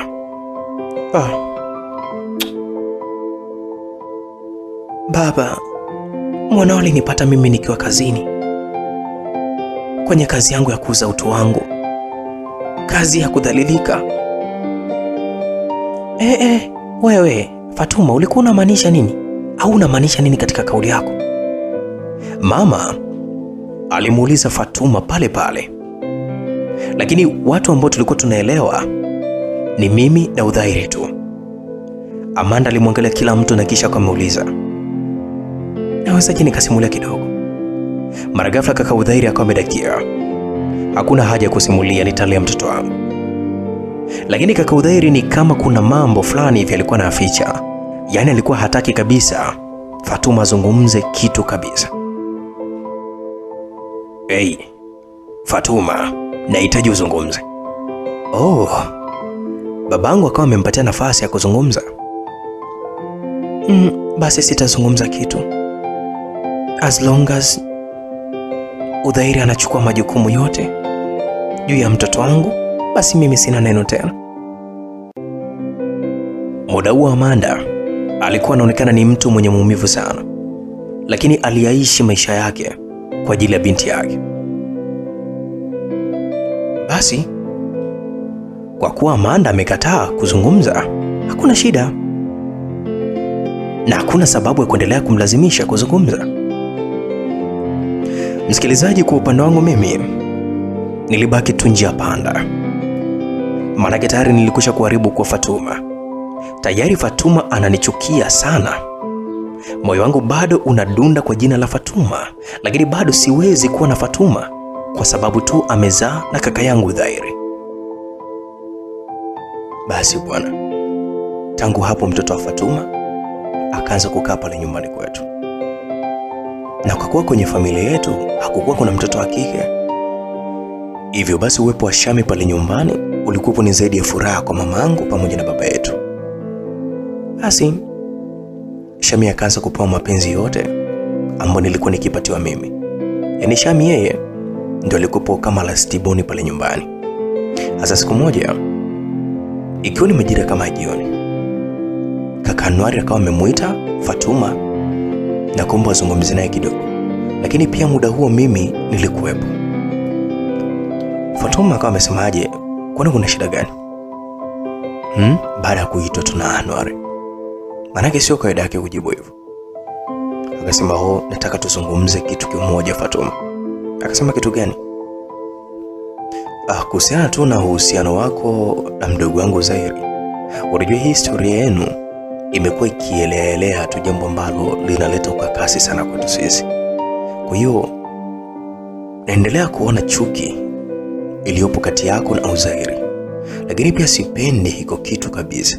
Kwa hiyo natamani sana muishi kama wazazi wa binti yenu na mumlee vizuri, na ikiwezekana hata mje kuwa mke na mume, na sio tu huu ujinga ambao mnaofanya sasa hivi. Sio, unaelewa? Ninyi ni watu wazima sasa hivi.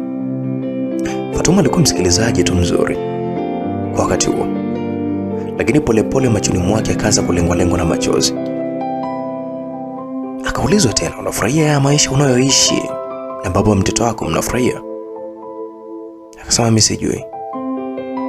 Anwar, maisha yangu yamekuwa yani kila kitu, yani kwangu mimi naona sawa tu. Kitu ambacho nashukuru kwa sasa hivi ni kwamba Shambi wangu tayari amepata familia yake. Ni matumaini yangu kuwa hata nikifa leo hii, nikianguka sasa hivi, Shambi wangu atakuwa salama kabisa katika mikono yenu. Fatuma alizungumza hivyo kama mtu ambaye amekwisha kupoteza matumaini kabisa. Ili Fatuma maisha yake ilikuwa ni kwa ajili ya mtoto wake tu na sio kitu kingine.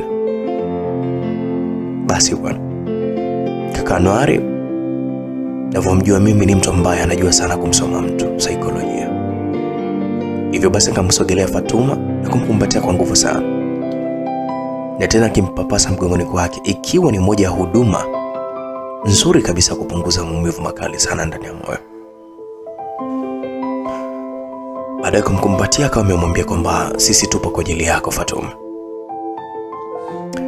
Unajua msikilizaji, kwa upande wangu kwa kweli nilishindwa kuendelea kumwangalia Fatuma akilia kwa namna kama hiyo. Basi kwa haraka nilikuwa nimenyenyuka, nikatoka eneo hilo, nikaenda kulilia pembeni kabisa. Kwa kweli ase mambo ya Malafdavi jamani, haya yananitoa mimi machozi kabisa. Basi baada ya muda Fatuma akawa ametulia na mimi niliweza kurudi tena, na kisha Fatuma akaanza kusimulia. Akasema, unajua mimi na kakako Uzairi tulikutana miaka 6 huko nyuma, na ilikuwa katikati ya mwaka nadhani. Nakumbuka kipindi hiko nilikuwa kidato cha 6. Elimu yangu ilikuwa ni shida sana kutokana na kuwa na maisha magumu sana nyumbani kwetu. Kwani nilikuwa nikisoma kwa juhudi sana, na huku nikipata sapoti kutoka kwa babangu na mamangu. Ase alitulia kidogo na huku akifuta machozi. Nikaendelea kumwangalia. Akasema, ule msemo wa ng'ombe maskini hazai ulikuwa kwenye maisha yangu, na ghafla babangu alianza kuumwa sana, tena sana tu, na baada ya vipimo alionekana kuwa kuna damu kidogo sana katika ubongo wake, na alihitaji upasuaji kwa haraka sana. Kwa hiyo kipindi chote kile babangu ndo alikuwa kila kitu kwetu. Baba ndo alikuwa mshika usukani wa familia. Nikaacha hata kwenda shule, manake 100-200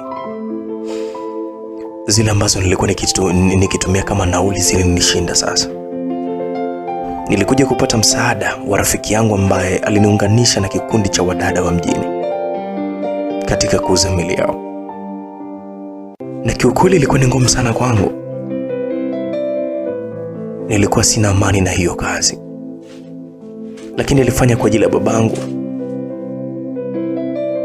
Siku yangu ya kwanza haikuwa nzuri sana kwa sababu sikupata hata mteja mmoja. Nacheka kama mazuri, lakini hili niuma sana ukizingatia nilikuwa nahitaji pesa sana.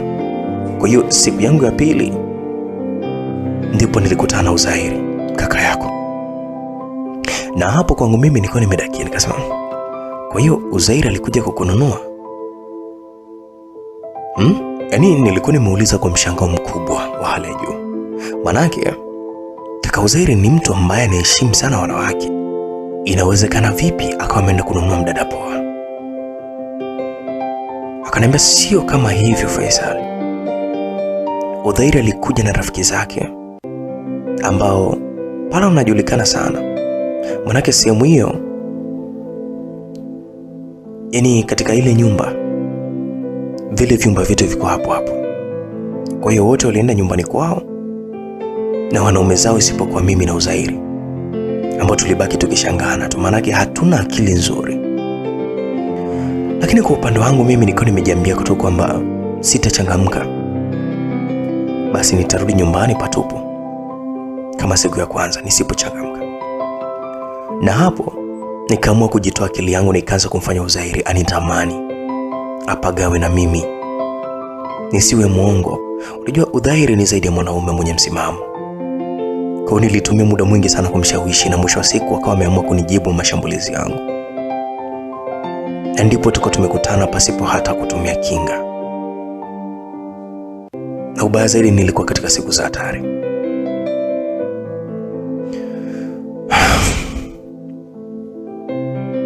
Okay. Sasa naelewa kwa nini kaka Uzairi anakuchukia sana na kukudharau sana. Uzairi anaamini kwamba wewe ulikuwa kikazi zaidi. Yaani anaamini wewe ni mzoefu katika hiyo kazi. Yeah. Hivyo siwezi kumlaumu sana. Japokuwa mimi nilimuingiza Uzairi mtegoni, lakini aliniachia kiasi cha shilingi 150,000 na kisha akawa ameondoka pasipo hata kusubiri rafiki zake. Kwa hiyo kwa upande wangu mimi niko nimeondoka, nikawahi hospitali kwa ajili ya kupunguza madeni hapa hospitali. Lakini ile kufika tu nilikuta maiti ya babangu ikitolewa katika chumba cha wagonjwa na kupelekwa mochwari. Pole sana Fatuma.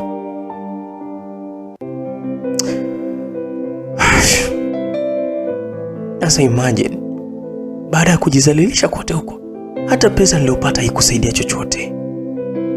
Haikusaidia maisha ya babangu. Bado nikabaki na ujauzito ambao hata sikuwa najua jina la baba. Zaidi nilikariri sura tu nikiamini kwamba mwanangu ndio hana baba tena.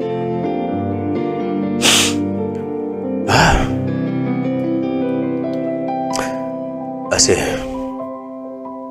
hivyo nijua kwamba sijui hata kaka Uzairi alitokea wapi. Moja kwa moja akawa amekuja na kumtoa pale Fatuma katika kumbatio langu. Manake nilikuwa nimemkumbatia nikimpoza. Akamsukuma pembeni kwa nguvu sana. Ndio nataka kumlaghai na mdogo wangu, si ndio? Hapo sasa ndio nilielewa chuki iliyopo kati ya hawa watu wawili. Amanda hakuwa akimchukia Uzairi, bali Uzairi ndio aliyekuwa na chuki juu ya Amanda. Na yote ni kutokana na mambo yaliokuwa yametokea huko nyuma. Anwar akamshika Uzairi na kwenda naye ndani, na mimi nilikuwa nimebaki nikimtuliza tu pale Fatuma, ambaye alikuwa akilia tu. Lakini sasa hivi nyumba yetu kila siku iko new drama. Yaani ni drama juu ya drama kuna deki, kwa sababu upande wangu mimi nikabaki na maumivu ya kumkosa Fatuma katika maisha yangu. Manake haikuwa rahisi kwa mimi tena kuwa na Fatuma baada ya kila kitu kinachoendelea hapa kwa wazi. Sasa baada ya siku 3 kupita, siku hiyo ilikuwa ni siku ya kupumzika. Na ilikuwa ni siku ya kumbukizi ya kuzaliwa kwa Shami, yani mtoto wa Uzairi pamoja na Fatuma. Mama na baba wakawa wameandaa kasherehe kadogo kabisa ambacho ilikuwa ni ndugu tu wa kushiriki pale nyumbani.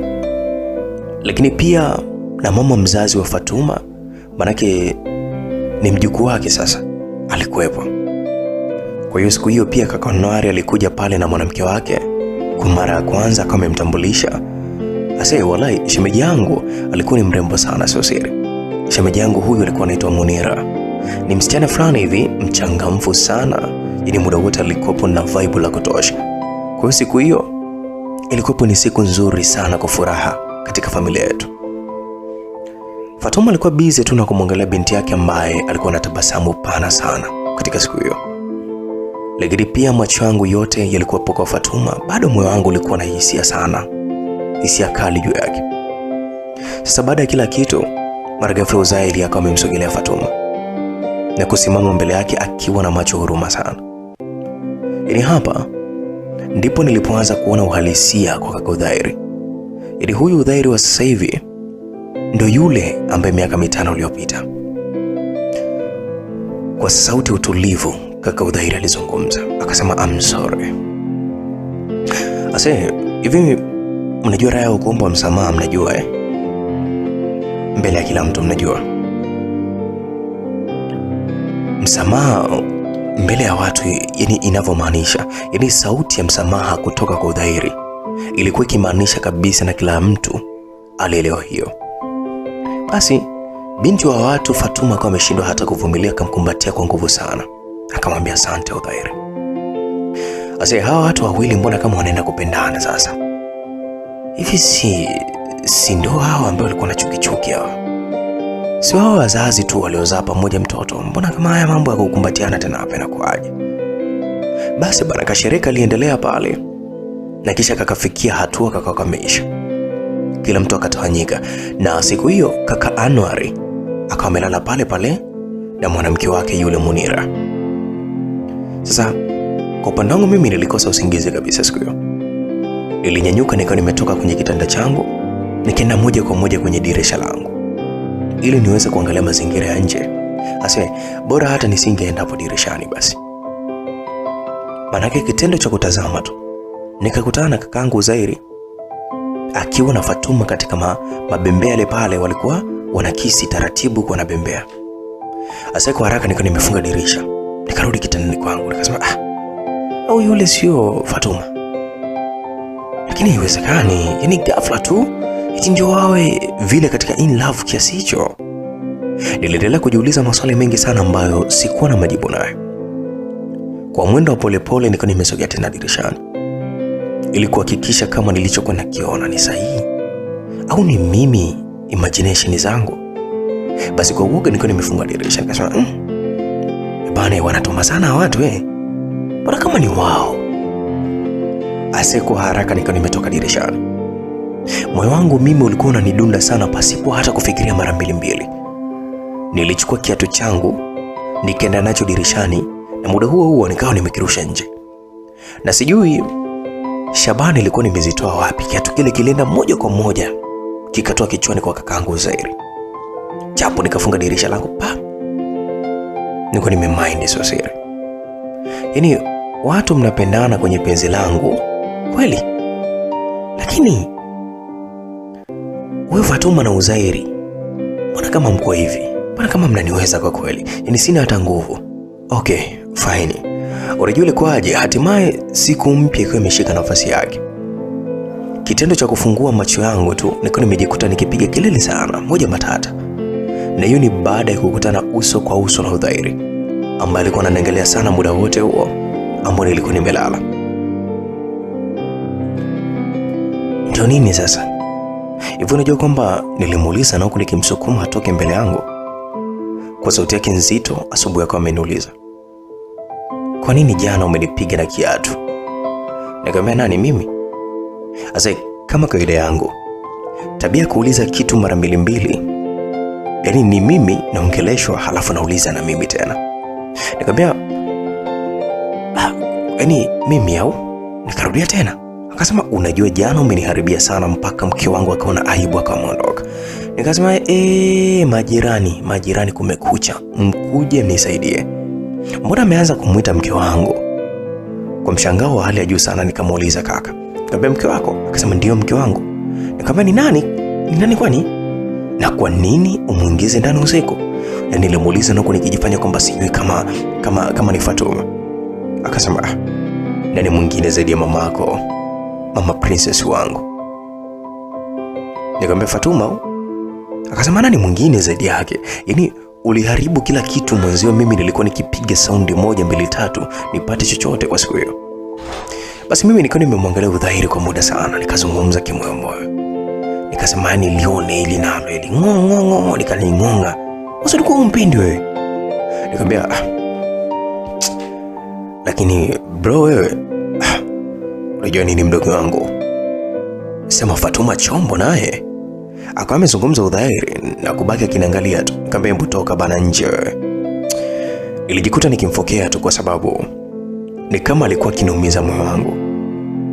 Udhairi alielewa kwa kiasi gani mimi nilikuwa nampenda sana Fatuma. Hivyo basi akanikumbatia kwa nguvu sana. Na sikuacha kulia kwa sababu nilikuwa na maumivu makali ndani ya moyo wangu. Baada ya hapo mimi na kakaangu tukawa tumezungumza mambo mawili matatu. Na kisha tukawa tumetoka kwenda sebuleni kwa ajili ya kupata kifungua kinywa. Na pia siku hiyo familia yetu yote ilikuwepo nyumbani. Na tulikuwa mezani, kulikuwa kuna mazagazaga kama yote, tulikuwa tunapata chakula. Sasa mimi sasa mzoea kupenda juice. Moja kwa moja nikawa nimeenda jikoni, nikawa nimemuomba Fatuma aweze kuniandalia juice. Na kabla siingia jikoni, niliweza kusikia maneno fulani hivi akiambiwa Fatuma. Maneno ambayo sikuwa nimeyapenda hata kidogo. Nilisikia kwamba ikiwa nazungumza hivi, muonekano wako unaonyesha wazi kwamba nyumbani kwenu hakuna pesa. Umemlaghai kitu gani udhahiri mpaka akazana wewe? Sasa mimi nikawa nawaza, haya maneno amezungumza nani? Amezungumza nani? Sasa mimi nikawa nimejibu nikisema kwa sababu anapendwa sana katika hii nyumba na hakuna mkwe anayeweza kufunika nafasi ya Amanda au Fatuma katika hii nyumba. Full stop. Yani nilijibu na huko nikiwa nimepanic kabisa. Jambo ambalo lilikuwa limemshangaza sana Fatuma. Nikasikia, Faisali, najua umefuata juice. Alizungumza Fatuma katika kupotezea tu ile mada ambayo mimi nilikuwa nimeikuta.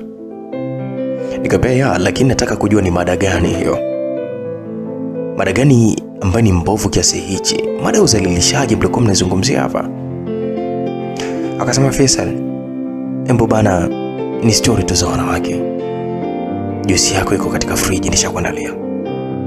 Nilikuwa nimesogea kwenye friji, nilikuwa nimetoa juice yangu, lakini kabla ya kuondoka nikamwambia Munira. Na kumbe ile kauli ilikuwa imezungumza Munira ambaye ni mtoto wa nani? Wa Fatuma. Nikamwambia Munira, chunga mdomo wako. Mtoto alibaki akinishangaa tu na kuwa hata na jibu lolote la kunipatia. Msikilizaji, maisha yaliendelea kusonga mbele. Kwa upande wangu mimi nikaanza kujifunza kuishi pasipo na Fatuma. Yani nilijitahidi kufuta hisia zote ambazo nilikuwa nazo juu ya Fatuma. Na naweza kusema kwamba kuna namna niliweza kabisa. Na Fatuma akawa ni best yangu, best friend wa kufa mtu na kuzikana.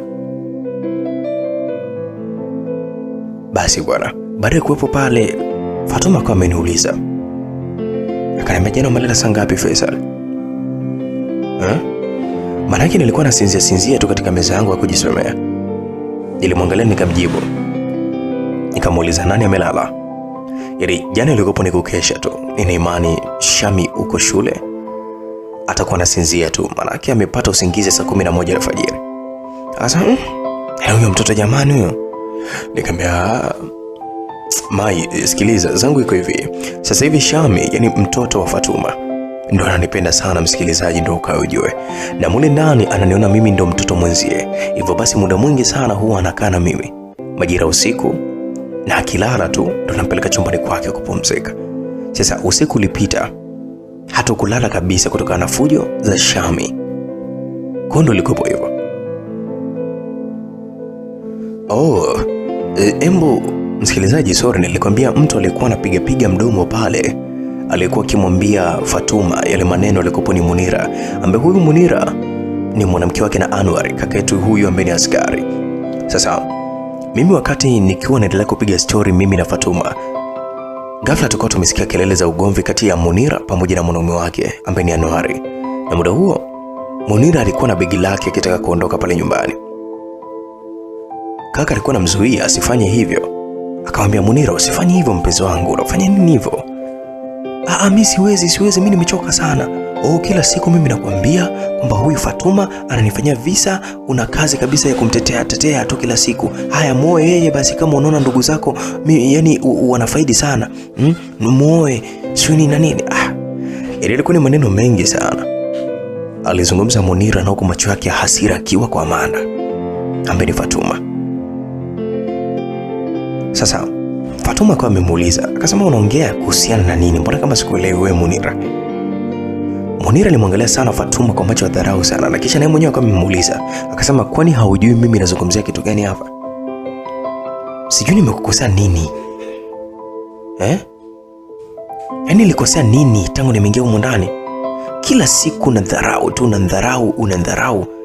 Na kunipatia maneno ya kejeli sana wewe Fatuma. Elifeti alionekana kushangazwa sana habari hizo mpya. Ni wazi ni mpya. Na ni wazi pia alikuwa anasingizio. Unajua Fatuma ni msichana ambaye huwa anajiepusha sana na drama za hapa na pale. Hivyo basi akaamua kuomba tu radhi, ingawa alikuwa anajua kwamba hili kosa sio la kwake, na kwa namna moja ama nyingine akawa amefanikisha kumaliza ugomvi huo, na wapenzi hao wakawa wamerudi chumbani, wakawa wamepumzika. Nilimfuata Fatuma, nikamuuliza Fatuma, umemfanya nini huyo? Akasema mimi nimfanye nini sasa? Hapa nilipo hata sijui anaongelea kitu gani maskini. Lakini kikubwa ugomvi umeisha. Niko ndo kitu ambacho ni cha muhimu sana. Nikamwambia unajua huyo msichana na moyo wake wa korosho. Wallahi kabisa, yani kinaonekana ni kisichana fulani vikikorofi sana. Akasema mimi sijui. Ase muda huo kaka Udhairi naye mwenyewe akaingia ndani. Ni wazi kuwa alikuwa ametoka asubuhi. Na tena kwa puni asubuhi sana. Na muda huo nilikuwa narudi nyumbani.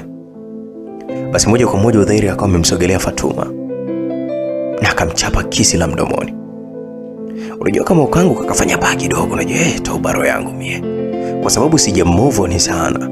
Au mbona kama moyo unashtuka sana katika mapenzi ya watu.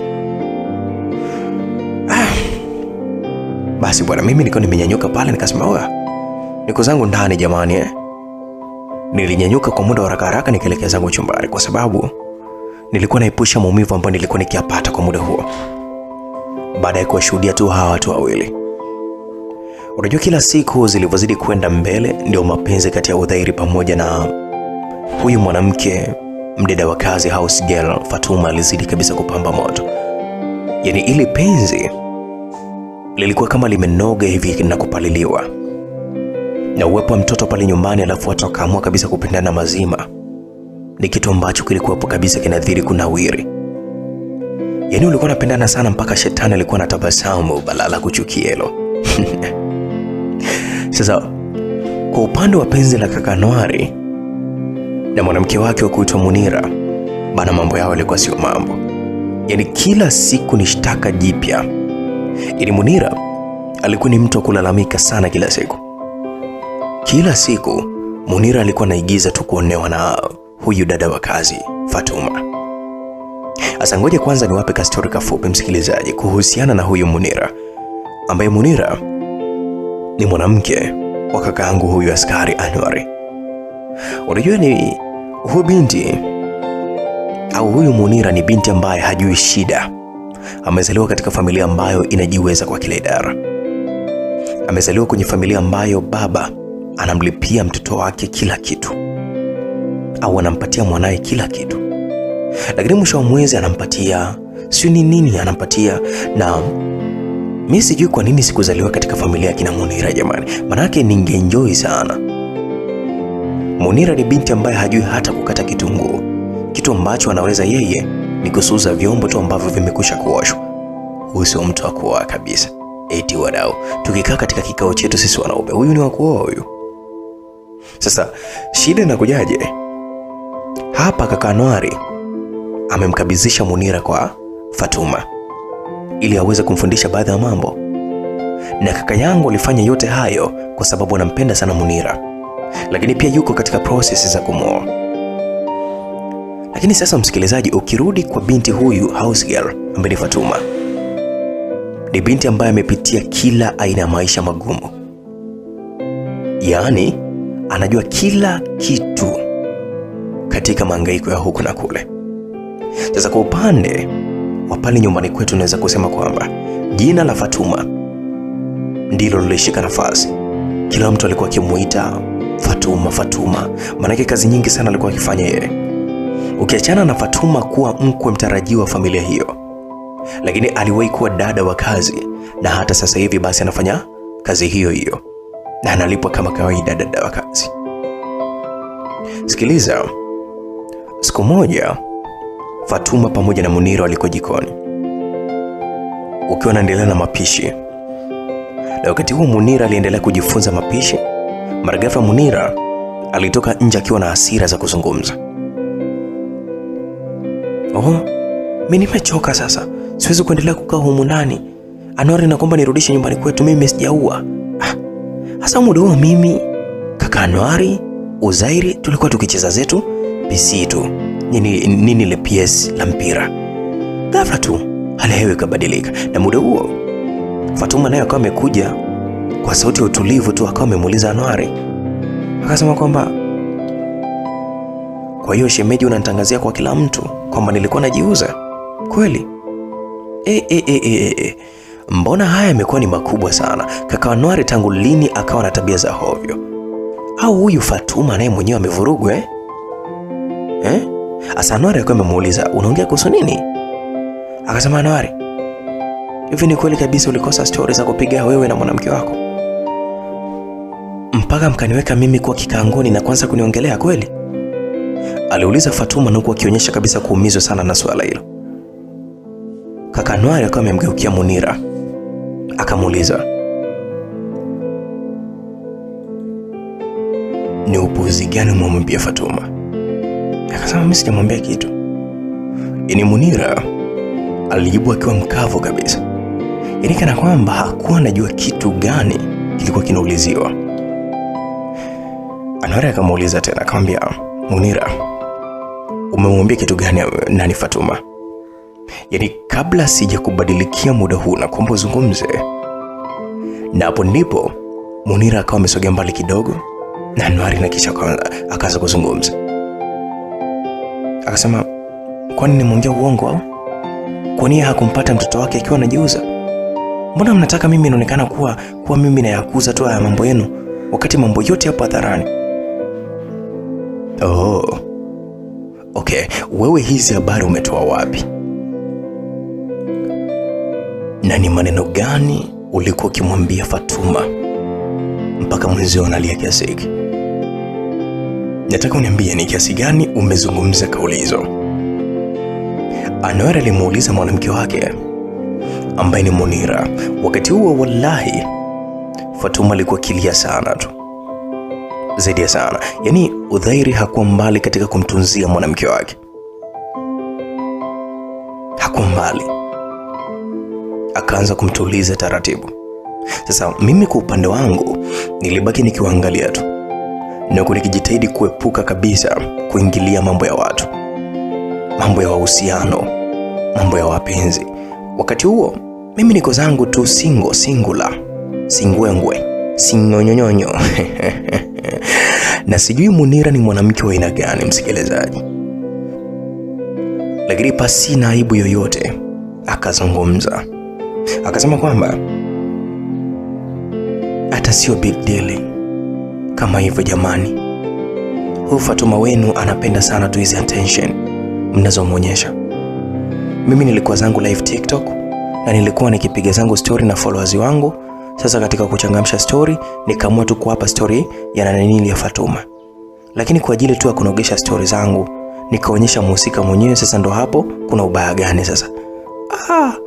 Wewe nilisema kwamba sitaki kuingilia huu ugomvi, lakini sasa hapana.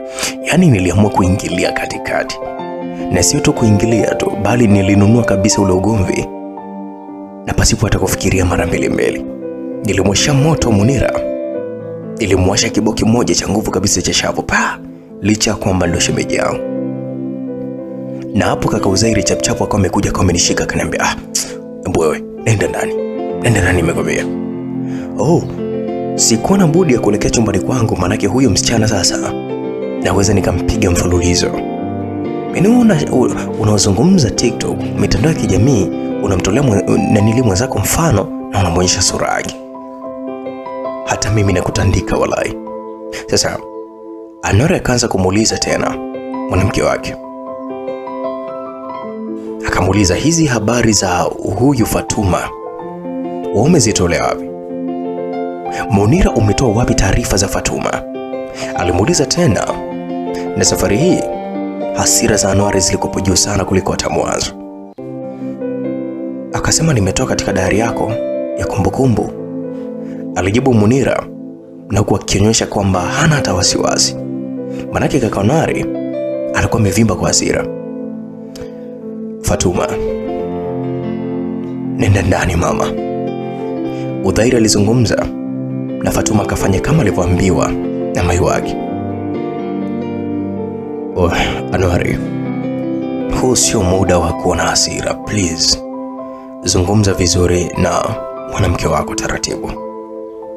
Udhairi alimwambia Anwari, ambaye kwa wakati huo alikuwa na hasira sana. Unajua nini Udhairi? Huyu sio mwanamke kabisa mzee. Nimekuwa nikijitahidi sana kumfanya Munira kuwa mwanamke ambaye anaheshimika na kujiheshimu, lakini wapi? Nimeshindwa, nimechoka na yani nimechoka kumfichia makosa yake bro. Kila siku ni yeye tu. Hawezi kuficha aibu ya watu wengine, yani ni yeye tu. Ase hapana, huyu mwanamke hawezi kubadilika. Baby I'm sorry, sikujua kama itakuwa big deal kiasi hicho. Na hapo ndipo Munira alipodakia akijaribu kumshika kaka Anwari. Munira, usiniguse kambali na mimi. Toka mbele yangu. Epuka kuwa karibu na macho yangu, sitaki. Bana alifoka sana kaka Anwari. Oya bro, nembu bwana taratibu, usifanye hivyo. Huyu mimi nimemvumilia sana bro, nimechoka. Kitu usichokijua Udhairi ni kwamba hata zile video za faragha ambazo Faisal amekuwa kitishiwa nazo mwaka juzi, tunahangaika ni Munira ndo aliyosambaza. Na hiyo ni baada tu ya kuzikuta katika laptop yangu. Manake nini sasa? What? Unajua msikilizaji, ilikuwa ni sauti ya baba ambaye ndio kwanza alikuwa anafika pale nyumbani. Sasa hapo sebuleni ikawa nipata shika nguo kuchanika. Ase wazazi wangu walichukia sana. Kwanza kila mtu ndio alijua kwamba Munira na kaka Anwari ni wapenzi wa miaka mingi sana. Ila mwaka huu ndio wamekuwa serious na mahusiano yao, na walikuwa tayari kuanza maisha ya pamoja, yani kujenga familia kama mke na mume. Okay, na hisi nimewaacha nyuma kidogo. Na hiyo ni kutokana na habari ya kwangu mimi ya connection iko hivi. Miaka 3 nyuma, Faisal ambaye ni mimi bwana, nikiwa nipo kidato cha 5, nilikuwa na mahusiano na binti fulani hivi ambaye alikuwa na maisha duni sana kwao. Binti huyo nilimpenda sana kuliko kitu chochote. Inife mimi nilijikaza na kumhudumia kama nimemzaa mimi. Sasa binti huyo alipokuja kugundua kwamba kwetu kuna pesa, ili pesa ipo, akawa ameamua kunichezea sasa mchezo mchafu ili aweze kupata pesa kwangu. Na kila alipokuwa akikutana na mimi, alihakikisha kuwa anarekodi kila kitu na kuficha sura yake. Na mwisho wa siku akawa ananitishia mimi kupitia video zangu hizo za connection. Video zote hizo nilikuwa nikimpa kaka Anwari ili afanye uchunguzi kuweza kudhibiti asije akaziachia. Lakini sasa cha ajabu ni kwamba mtu ambaye alikuwa akinitishia nazo wala hakuposti.